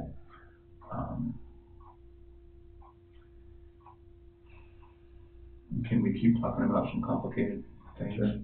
Some things that are going to make you uncomfortable? Yeah, that's fine. Okay. And I think you know why I have to ask them. Okay. And Hard job. it's a hard job. It is a hard job. And I'm going to ask you one thing, and you're going to give me an answer, and I'm going to ask it just a slight bit different, and you're going to give me an answer, and in about 10 iterations of this, you might get annoyed, but I do have to make sure that we understand each other. Okay, is that all right? Yeah. Okay. So we have your daughters who are missing, we have your wife who's missing, okay? And that's the most important thing right now, okay? Do you agree with that? Yes. Okay. So you've done very good in talking to me about this really hard conversation you guys had, okay? Very good. That's sometimes hard. And I understand why sometimes someone in your position says, doesn't want to tell me about that. Because please go help me find my kids, and you don't need to know about my marriage argument, okay? So I got to say, you've done very good at that, and I need you to keep doing that. So I need to ask you about your marriage and infidelity. Okay. Okay, tell me about it. I have never cheated on my wife. Okay. And I fully suspect she has never done that to me. Oh, okay. Like, she's always been a trustworthy person. I've always been a trustworthy person. I fully expect if we ever thought about straying another way, that we would tell each other before it happened. I think that sounds ridiculous. Okay. Because in the history of the earth, nobody ever does that. Okay. I just, that's what I would like to think. Okay. I mean, I know mistakes happen. Like, Sure. You know. Yeah. But that's what in my head, that's what I would think would happen. I would hope would happen. Okay. But now, even though I think that sounds ridiculous, if I was in your shoes, I'd say the exact same thing. And I believe that. Okay. But I kind of don't. And you can imagine in my job, I meet all kinds of people. Mm-hmm. And you can imagine that there are people who have Saturdays with their girlfriend and Sundays with their wives. Okay. Right? And they consider themselves to be very virtuous people. Okay. So, with that in mind, I don't care if there's been anything in your relationship. I just don't. And I'm not going to tell the news, and I'm not going to tell anyone, but I do need to know. So, is there anyone that you think that maybe your wife got close with? If she did, it was very secret then if that was the case, because I had no inkling No at idea. all. No, Okay. it wasn't even a suspicion. Okay, not one guy. Or girl. No. If that was the case, I didn't have one suspicion about it. Like, if it happened, it wasn't even I wasn't aware. Nothing. There was no clue. There was no texting with the phone back or I walk in, swipe type thing. I didn't really have any of that. Okay. No perfume when she's going out with the girls. She always smokes. She always sprays something You on know us. what I mean? Yeah, I know. Special It wasn't perfume. like that 1 in a million perfume or something like that. All right. No late nights that surprised you. Okay. Now let's talk about you. Okay. Okay. On your end, I gotta ask, what's your name? I don't have another one. You sure? I'm sure. Okay. Would you tell me if you did? Yes. Okay. So, again, highly trained investigator over here, right? I see pictures of you from a few years ago, and I see you standing before me now. Okay. You've gotten pretty fit. Okay. You can imagine when guys start cheating or want to cheat, that's what happens. Yes. So tell me about it. I did not cheat on my wife. Okay. Not Thrive helped me. I went from 245 pounds to about... You were 245? 245 pounds. And that's great, man. Thank you. And I'm 185, 180 right now. And I've been eating cleaner, just trying to, the last little bit. Thrive has helped me a lot, but to maintain it and try to eat cleaner has really helped me as well. Okay. And I've got to imagine that maybe there was a girl that inspired that? No. No? No. Okay. Why are you falling out of love? After the last 5 weeks, being by myself and being able to be myself again. I couldn't be myself around Shanann anymore. Why not? It was like I was walking just walk on eggshells type thing. It's kind of like you feel like you're always doing something that's wrong. It's like you feel like you're never does that make sense at all? The timing doesn't make sense to me. Okay. But it's like if you can't be yourself around your wife, who can you be yourself around? Why couldn't you be yourself around your wife? I just felt like I'd always have to change who I was because I was always about, I was doing the laundry, I do everything. I do everything that I could for her, everything. And then the last 5 weeks, I was just, just being myself, just doing me. And I just thought to myself, one of my buddies, Mark, he lives out in San Diego, it was one big test that he learned, he was divorced at one point, and he was so if you could picture yourself, if you could picture your wife and she was with someone else, would you get jealous? I was like, at this point I have to say no. And he was like, well, there's your answer. Like, if you love her, it would be a different answer. When did you start pulling out? It wasn't in the last 5 weeks. It's been an ongoing process for probably about a year. Why? I just felt like everything that we had when we first started dating and met, like we met in 2010, everything, you know, your new relationship, spark, everything's hot and heavy, everything's great. Get married, everything's still great. And then, like, you know, people just fall out of love. And that's where I was. Like, I just felt like over the last year, I thought that, like, okay, maybe this is just like a phase. Maybe it's, you know, like, this, you know, this is what happens. Like, you've been with somebody so long. Maybe, like, you know, the spark isn't there, just reignited somehow, some way. But, you know, our conversations weren't the same. Like, when we were apart, like, everything was just, like, you know, short, and it was just, like, nothing felt right anymore. The disconnection was there, and it just never felt right anymore. But why? It wasn't there. Like, I just didn't feel it. Like, it was like I didn't have that passion anymore. Why not? I really couldn't. I can't tell you. Like, the passion, I didn't feel it in my heart anymore.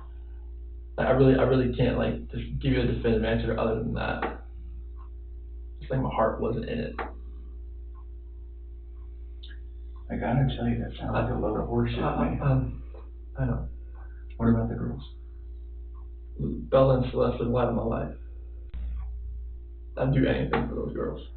I'd step in front of a bullet slip for the train for those girls.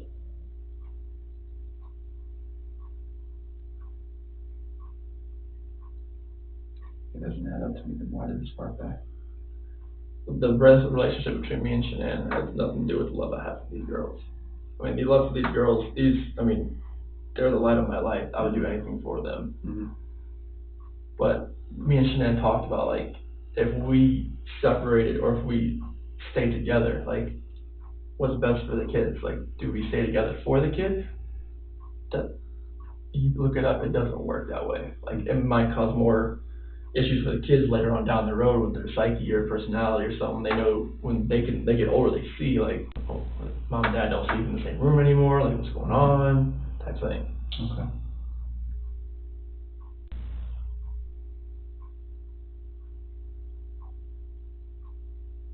If you had to guess, if you had to put your finger on it, if you had to, you know, point to two people that are hot and heavy, that have kids that they love, what happened? I mean, you can't take the kids into the factor because, like, when the love you have for your kids is gonna be, like, exponential. I mean, it'll no matter what, that will never die. Mm-hmm. Because those are your kids. Mm-hmm. That'll never die. Between you and your wife, like, the love that you have for each other, like, from start to finish, like, from right when you started to wherever if your relationship ends, like, when you're in that type of relationship, you're with somebody for that long, something happens. Like, something, like, if it's just conversations or if it's just, like, you know, I mean, it's not attractiveness at all, like, it's just a connection that isn't there. Like, you know, when you can, like, look at someone and, or just, like, put your forehead to their forehead and you just, like, hold them and you know what each other's thinking, that's a connection. I didn't have that connection anymore.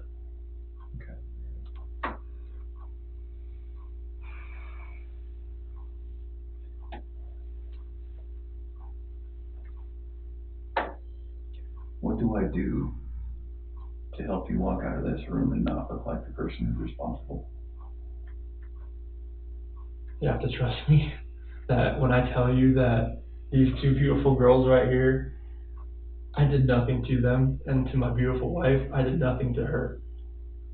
Like, you have to trust me and believe me. Like, I know you don't know me as a person. You've known me for like 2.5, 3 hours, Mm-hmm.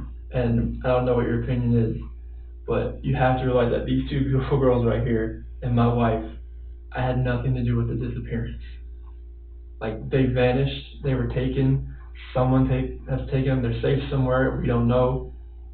I had nothing to do with this act of, like, evil cruelty, whatever has happened here. Because my love for these two girls and my wife, like, I don't want anything to happen to them. I've never wanted anything to happen to them. No matter if me and my wife separate or not, or divorce or anything, I never wish harm on anybody, on a human being in general. Okay. Like, just seeing that picture, like, I want them just to run through that front door and just grab me, or just just tackle me, knock me to the floor, bust my head up, I don't care. The amount of love I have for my family is exponential, and it's never gonna die. And I want them back. Okay. I have to have them back.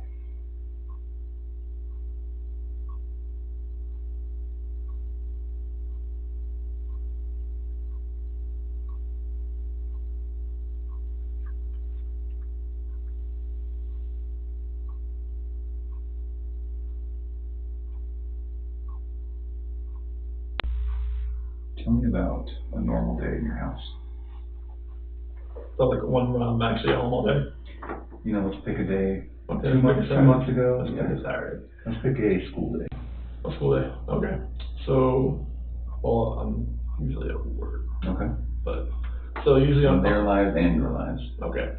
So school day. So I'll get up about 4:00. I'll go down, work out for maybe about an hour or so. At your house? Yeah, it's a weight bench in the basement. Okay. So get done with that, come back upstairs, probably about 5:00. I'll eat some breakfast, make some eggs, cottage cheese or something like that. Everybody's still sleeping. I'll make the girls milk. I'll make Cece's milk. I'll bring it upstairs. Bella's usually kind of iffy on milk in the morning, so I can fill up the water bottles, put it in the refrigerator. Make sure the backpacks have changed clothes, their hat, and if it's like a water day or something, make sure they have water shoes in there. Make sure they have sunscreen. Make sure all that in their backpacks. Change clothes for what? In case they have an accident. Oh, okay. Because they're little. Yeah. Okay. I mean, not much Bella, but Celeste. Sure. And make sure they have their little blankies whenever they go nap. Okay. They have all that with them. I have that all laid out, and then I go to work. So when the kids dictate when Shanann wakes up, and usually it's Bella. She'll come in there, lay in the bed with her, and then Celeste, she'll wake up, she'll come in and lay in the bed with her, and they'll watch cartoons for a little while at least. And probably about 6:30, she'll probably be in the bathroom at this point in time while they're watching, because Celeste has her milk at that point in time when she's just chilling in the bed. Okay. Shanann's getting ready, she'd probably take a shower, put makeup on, all that kind of stuff, and then takes the kids over into their rooms, gets them dressed out of their pajamas, and Bella has a school uniform. Cece didn't have one yet, so get them dressed, go downstairs, have breakfast. Cece will probably have cereal. Bella probably some like cinnamon toast. Have that. They might have a little snack on the way to school, maybe some dry cereal or something. Okay. Put them in the cars and go to school. And then they'll stay at school usually until about 4:00, 4:30. I'll usually be home by then. I can go pick them up. I go in there, sign them out, get them in the car, drive back. They'll be screaming the whole way because they want mommy. Because that's what they do after a long day of school. And get home. Shanann will have something for the girls, being whatever they want. Might be pizza. Sometimes they want French fries. Sometimes they want chicken nuggets. Sometimes kielbasa. Just whatever. Most of them, they have butter noodles. They love that. Okay. So wash their hands, sit them at the table, and they'll eat their dinner. Get them all washed up. Get them dried out, get some lotion, get their pajamas on. Back downstairs, have a little nighttime snack. They'll pick it, Cheez-Its, little wafers, something like that. And they'll sit on their little couches and they'll watch a cartoon until about 7 o'clock, and then between 6:30 and 7, we're giving them the medicine and any medicine they need at that point in time, if one of them has a fever or whatever else. And then brush their teeth, upstairs. Cece gets an overnight diaper, Bella doesn't, and read them a book. Cece usually wants the tiger book, and I read that to her. We growl at the last part, turn the rain machines on. Is that what you said? She's your tiger? Yes. Does that come to mind? Yes. Okay. And turn the rain machines on, give both kids good night. Cece wants me to put her to bed, Bella wants Shanann to put her to bed, and close the door, and night-night. Okay.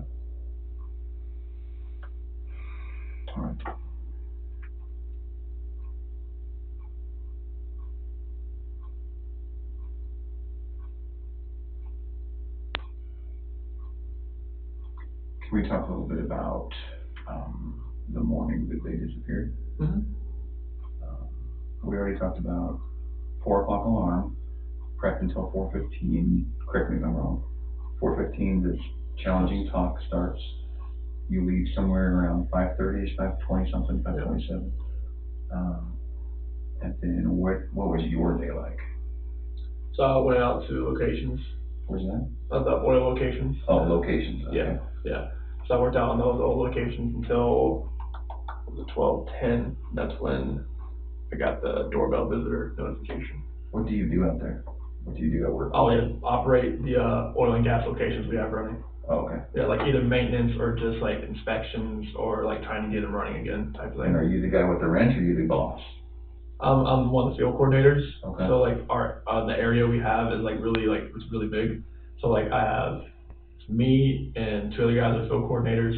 Then we have 2 rovers, which they like go around to the area and they help other operators. And we have 6 route operators. Okay. So the field coordinators, we kind of get everybody like, all right, this is what we're going to do today type thing, and disperse type thing.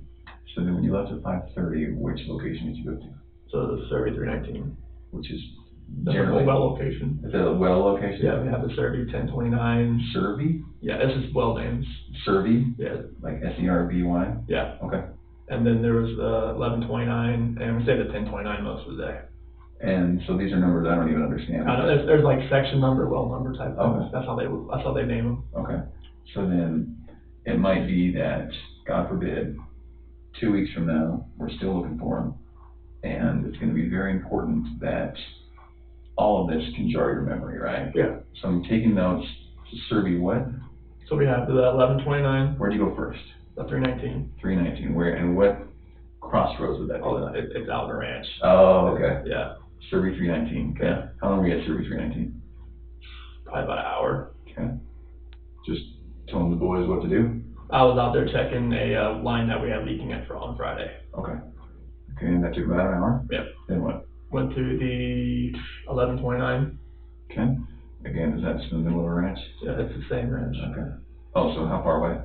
Not far. Walking distance? No. Oh, Walk. that's a big ranch. Yeah, you don't drive there. Okay.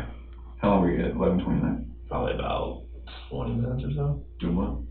I was just doing an inspection over there, see if I can get the well to run again. Okay. This one you have to kind of run manually. Okay. And then where? The 1029. We were there most of the rest of the day. Doing what?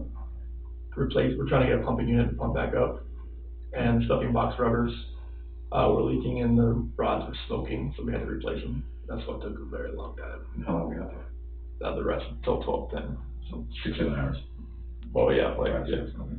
at least like 5 hours. It seemed like 5, 6 And how many other people with you? Oh yeah, there are people with me. Like I gave them the names. Okay. There was, Does the police know? yeah, Troy McCoy, Chad McNeil, Melissa Parrish, Cody Roberts, they were all out there with me. Okay. And you said you called home at 7:30 or so? I texted 7:40. Okay. And that was something like where are you? Yeah, I couldn't go back that far on my phone to see when I called, but I did call her 2 or 3 times during that. And why then? Was that a better part of the day for you to text? Yeah, because like I was, at that point in time, like I was actually trying to call my foreman and everything else, just to talk to him, to tell him what I found, and it kept just like, it wouldn't ring out there. What you found? What do you mean? The line that was leaking. Okay. Yeah, Okay. yeah, like we had a bypass line, back pressure line that was tied into a down command into an oil tank, and it was leaking on the ground. Okay. But like I was not getting any phone calls through, so that's why I was texting. Okay.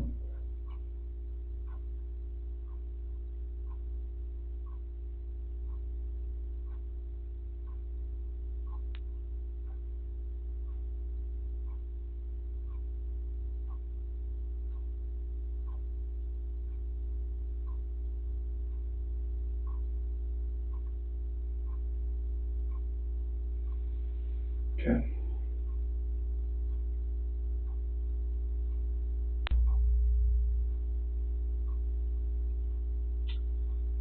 So let's have the hard conversation again. Okay.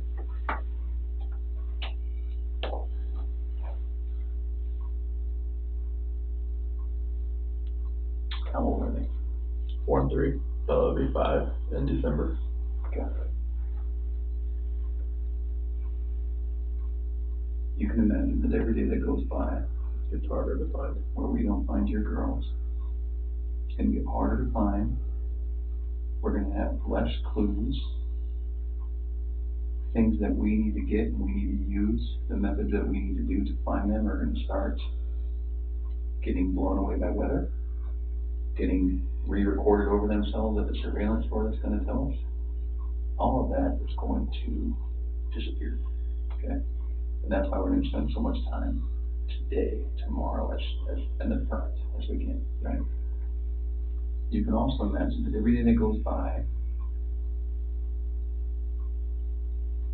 we're going to be looking for the man who did this, okay? And you can imagine that we're going to include you as that man. So, let's talk about that. I think that you're trying to put on a brave face because you're a man and you're a father and you're a husband. I can tell that there's just something you're not telling me. And I'm not sure what it is. I don't know why that is. I don't know why you're not telling me, but there's something that's making you a little bit uncomfortable. I just don't believe some of the things you're telling me. Okay, I just don't. Simply do not believe it.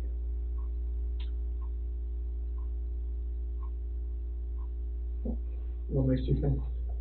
What have I said that makes you not believe me at all? This just doesn't make sense to me. It doesn't add up. So can we talk about two Chris's? Okay. Two Chris's.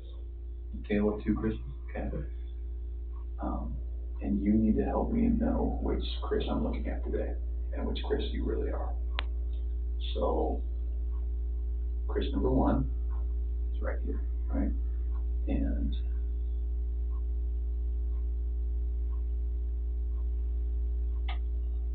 fell out of love with his wife. Okay. Started wondering what it might be. He didn't have a wife to take care of and a girl to take care of. Spent some time alone, liked that time alone, came home, may or may not have had a conversation about how to get out of this marriage or how to fix it, but probably how to get out of it. Is looking at a bachelor pad in Brighton and did something terrible to his wife and kids. And that may have been an accident. And I think it was an accident. That's not the Chris you're looking at right now.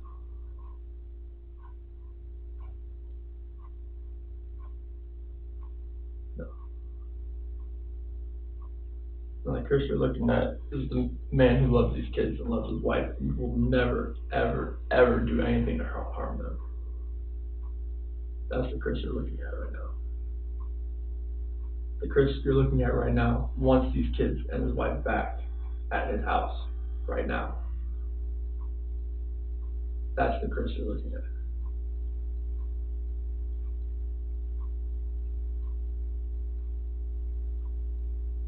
Why didn't you call 911? I didn't think anything was wrong. I think you knew what was wrong. I did not know what was wrong, sir. I promise you that.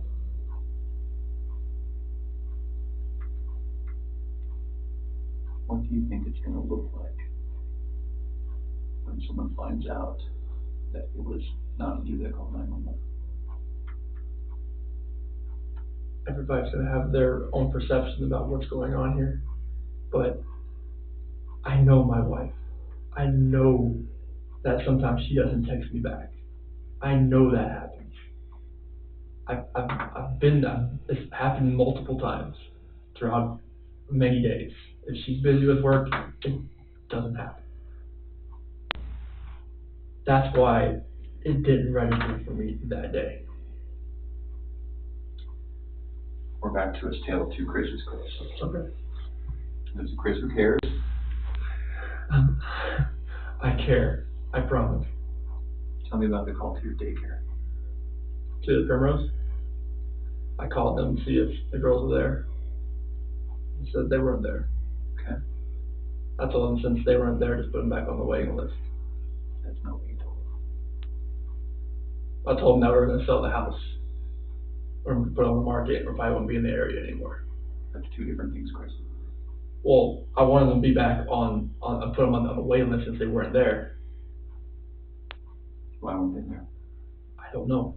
Where were they going to go? They went to Shanann took them to a friend's house. Why wouldn't they go to daycare? I am not sure. Honestly, sir, I am not sure.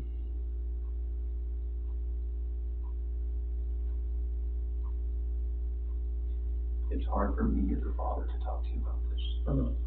Not because it's the hardest to talk about. It's because I'm worried about your daughters under your care. You shouldn't have to worry about them under my care. I watched them all weekend. I went to a pool party at Jeremy Lindstrom's house. It's like, I love those kids with all my heart. Nothing in this world would ever make me do anything to these kids or my wife. When you walk out of this room, there's nothing I can say to a room full of police officers that's going to convince them that you have nothing to do with this. I know. You know what they think. I know what all they call it. Yeah. Here's a guy who didn't call 911, who woke his wife up at a ridiculous hour because he was so guilty about something that he had to get it off his chest and say, I don't love you anymore, I'm leaving you. That didn't go well. Okay, so what happened? She told me she wanted me to wake her up before I left.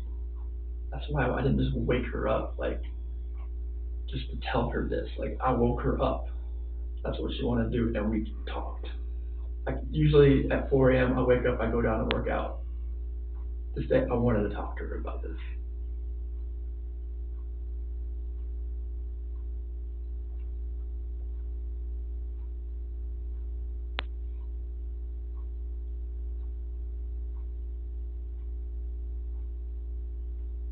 I love these girls.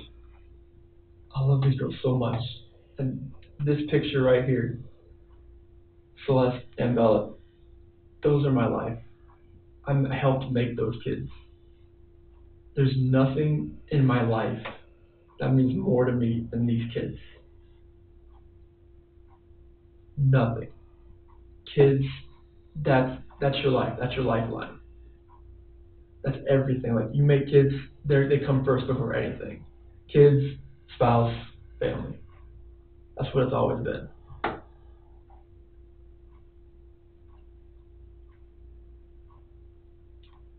Nothing you've told me tonight makes sense. Nothing you've told me tonight feels like the truth.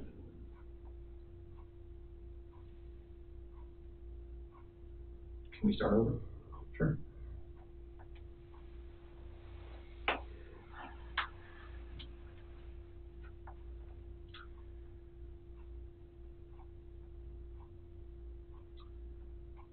I think that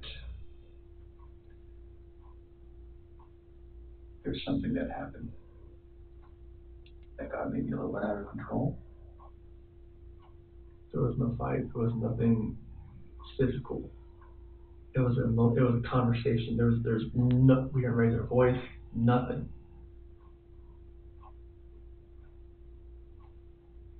I promise you that. So there was nothing physical with this conversation. What was the last thing you saw about your daughters?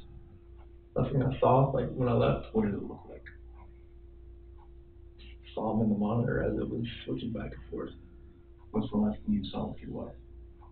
She was laying back in bed as I was walking out the bedroom door. Okay.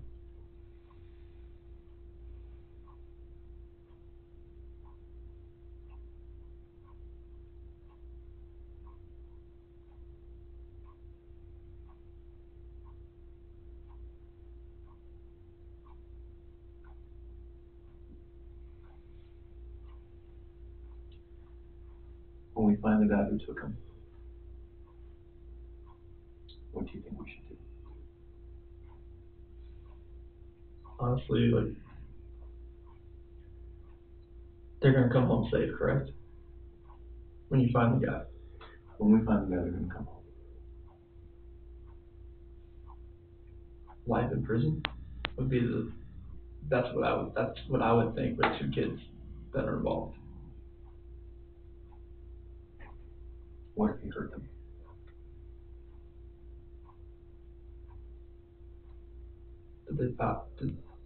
I'm not sure if like that penalty is even used. Is it used in Colorado? I'm not even sure. What is? The death penalty. Okay. I mean, like, if these kids are not alive, like, there's nothing you could do to cope with that, to make me cope with that, if those kids are not okay. Okay. All right.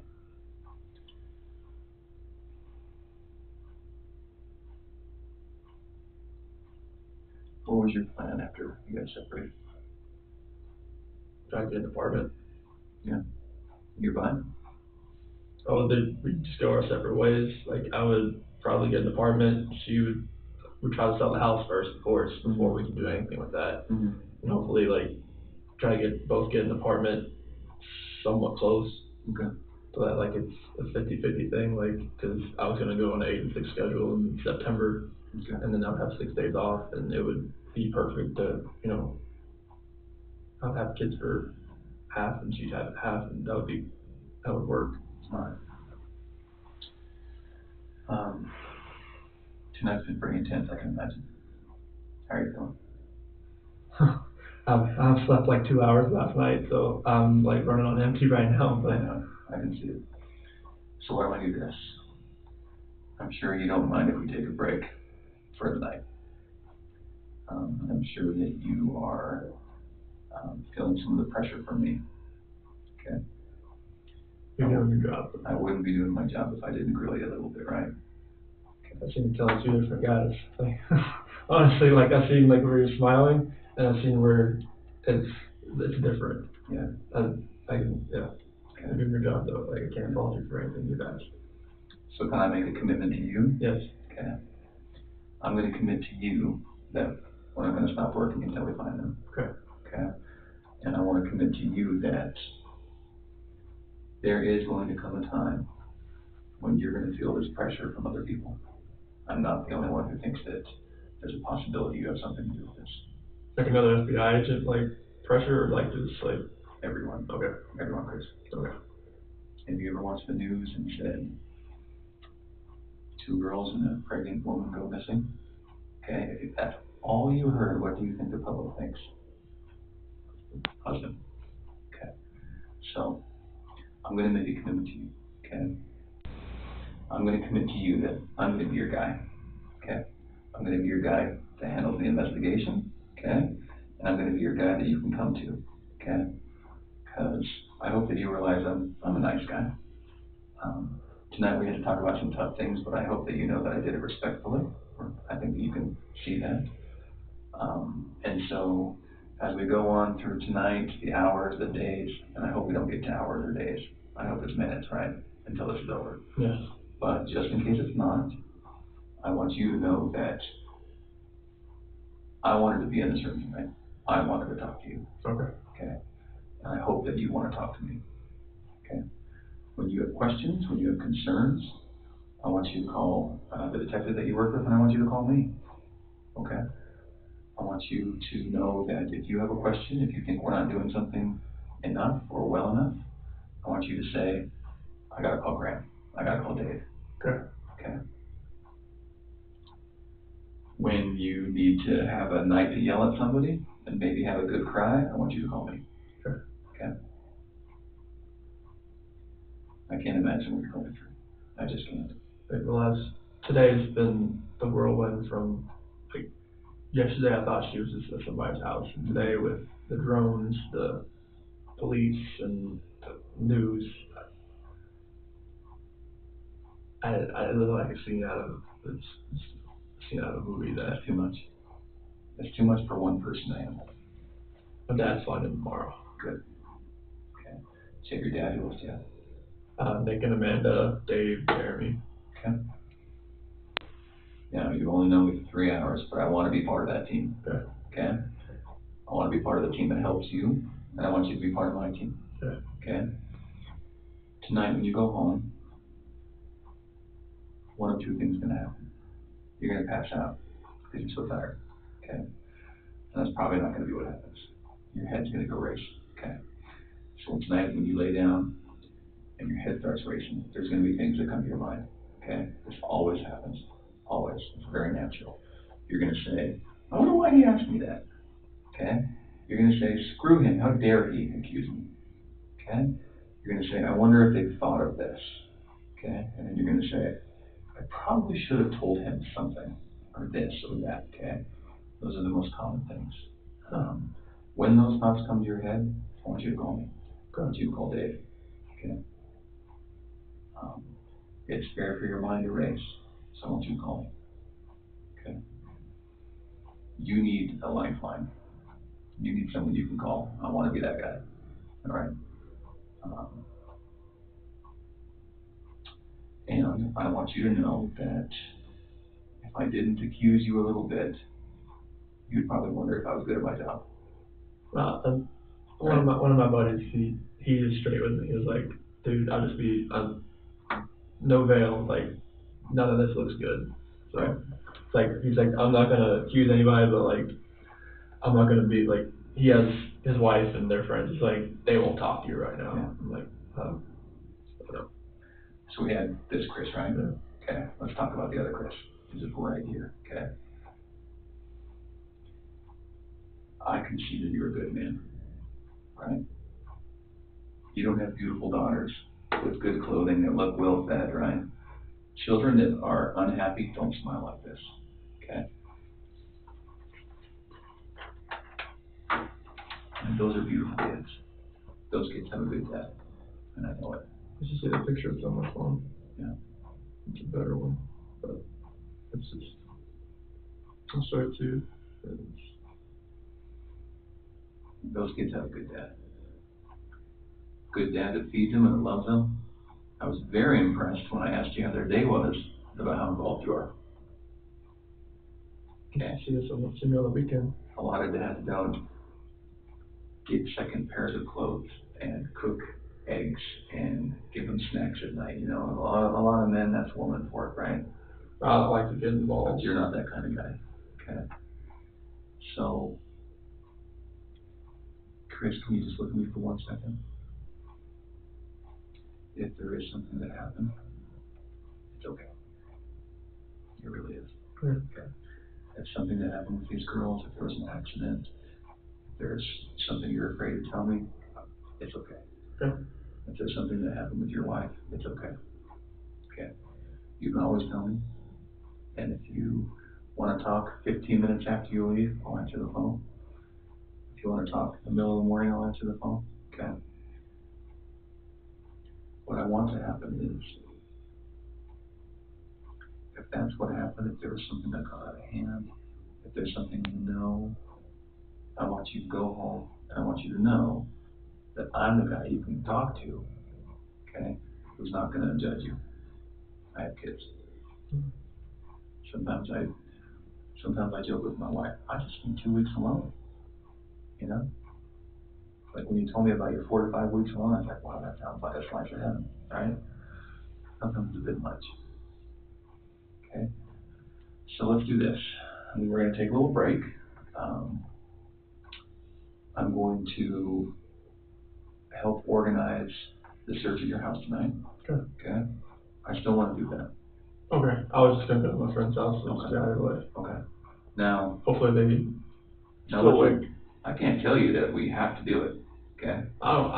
If you want, if like you said, it rained tonight. Yeah. Like hard. Like it blew 4 trash cans in my yard. Let's get on it, right? Like it's whatever's there is there, and I want it found.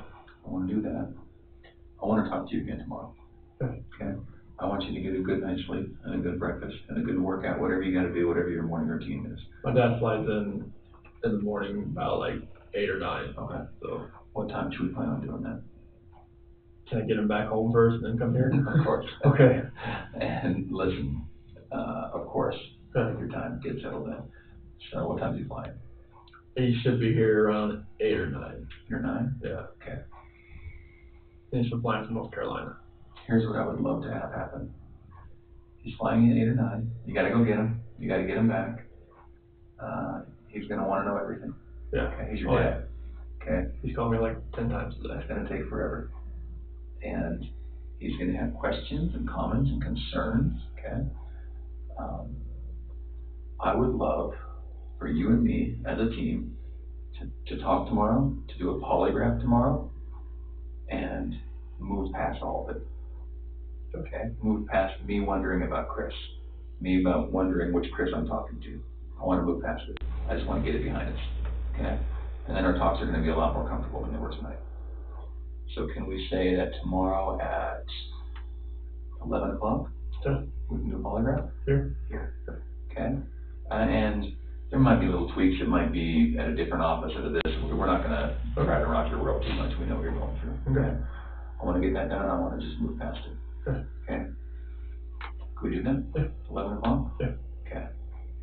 Do you have any questions for him? No, like, I have your phone number. Yeah. So that, like, if his flight does get delayed, I can call you. Yeah, absolutely. You have Dave's, right? Yes.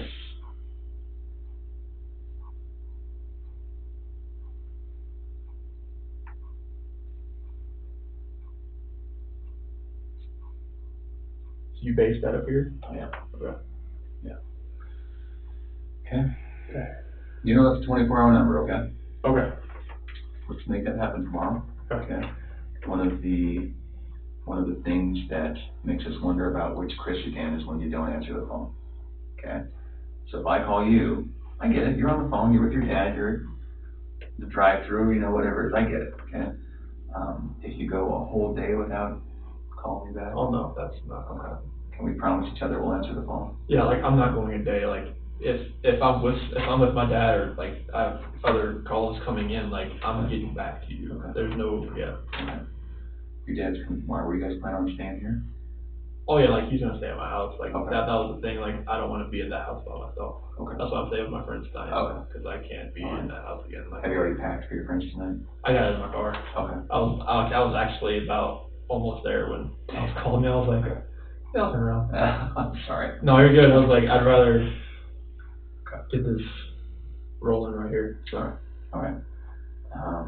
I hope you realize I'm someone that you can call and trust. And again, I put the screws to you, but that's because I need to. I know. Okay. You did a really good job tonight. Okay. Do you have any other questions for me? No, just Okay. we gotta find these two and my wife. I'll show you the other picture on my phone. Okay. Let me go see. She's done with it. Yeah. Let me go see where they are with the phone. Okay. And then we're gonna, if you're gonna go to your friend's house, then we might not include you very much at your house. Yeah. Okay. I'm gonna try to leave you alone for the night, but if we get somewhere, if we can't get in the house, if we find something we gotta talk to you about tonight, I'll have my and I ring can't on. wait, yeah, I'll have my ring try it on. again. Okay. Okay. All right. Anything else? Just gotta find them. No. Okay. I know. I appreciate you coming in tonight. Mm-hmm. All right. Give me a few minutes. Talk to you. I'm down to get rid of now.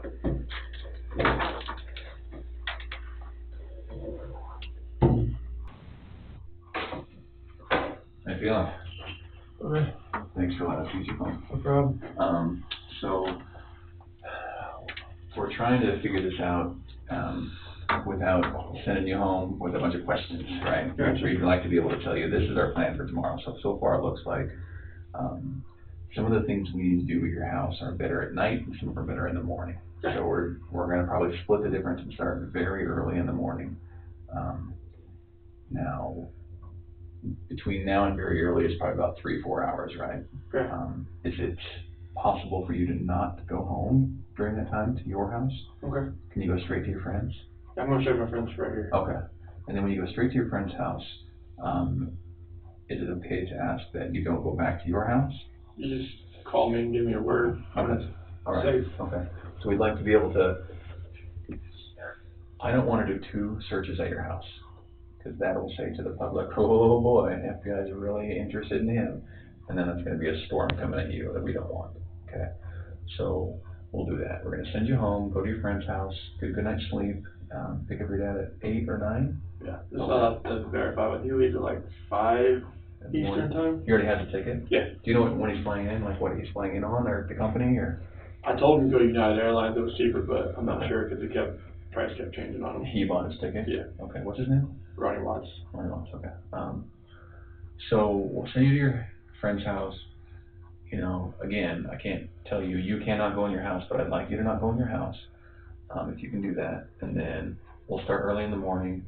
I'll check in with you at around 8 or 9. Okay. You'll probably be on your way to the airport if not already there. And then after that, can you just come straight here? Yeah. Let's talk, let's get everything out of the way, let's get done with your search, and then we're just gonna, send you on your way, and we'll be back to this Chris, the good Chris, right? Okay. I'm sorry you have to go through all this. It's part of the process. Okay. So you guys gonna stay in my house overnight, or? I'm not sure. Okay. I'm not sure. But actually, yes. Okay. There will be someone at your house. Okay. There will be a patrol officer in the front and in the back. And then, they're going to make sure. Well, and the reason is we don't want anyone else going in your house either. Okay. Some nosy reporters, some nosy neighbors. The reporters will be there because they're just cycling in and doing some spots here and there. Right, yeah. So, but we also want to make sure that they're not sticking a camera in your window and, doing some sort of weird piece about your house and your home. And so we'll make sure that no one else gets in there. And if you do need to go to your house, don't go without telling us. Oh, no, yeah. You don't want to get pig piled by a bunch of patrol officers. Does that all sound good? Is that okay? Mm-hmm. Okay. Give me 2 more minutes and then we'll walk you out. Okay. Sweet. Oh, do your girls travel with headphones? They had them on the first trip there, but I hadn't seen them wear them on back. What do they look like? Like little unicorn type things. Over the ear? Yeah, they kind of slide over. Okay. Were they like colorful? They're gray and pink, I think. Did they ever take them shopping or anything? No.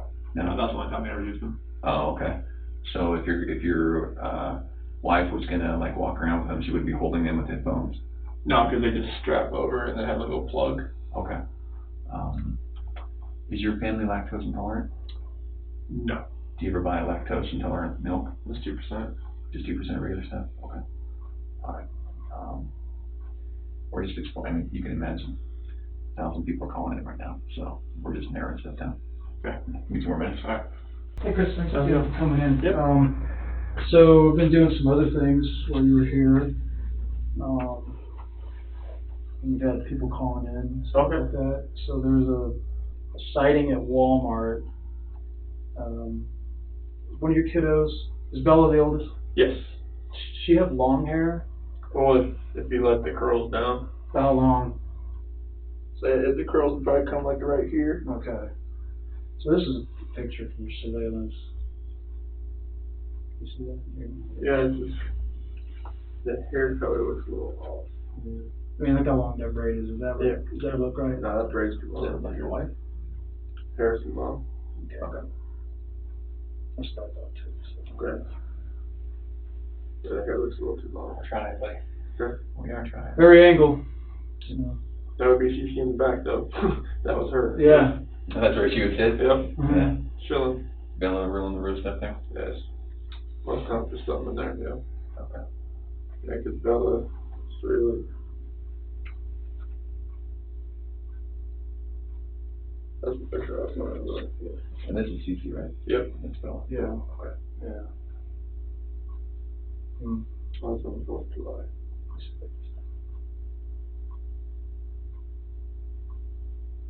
Yeah, this is not much different, but it's got a lot longer hair. Yeah.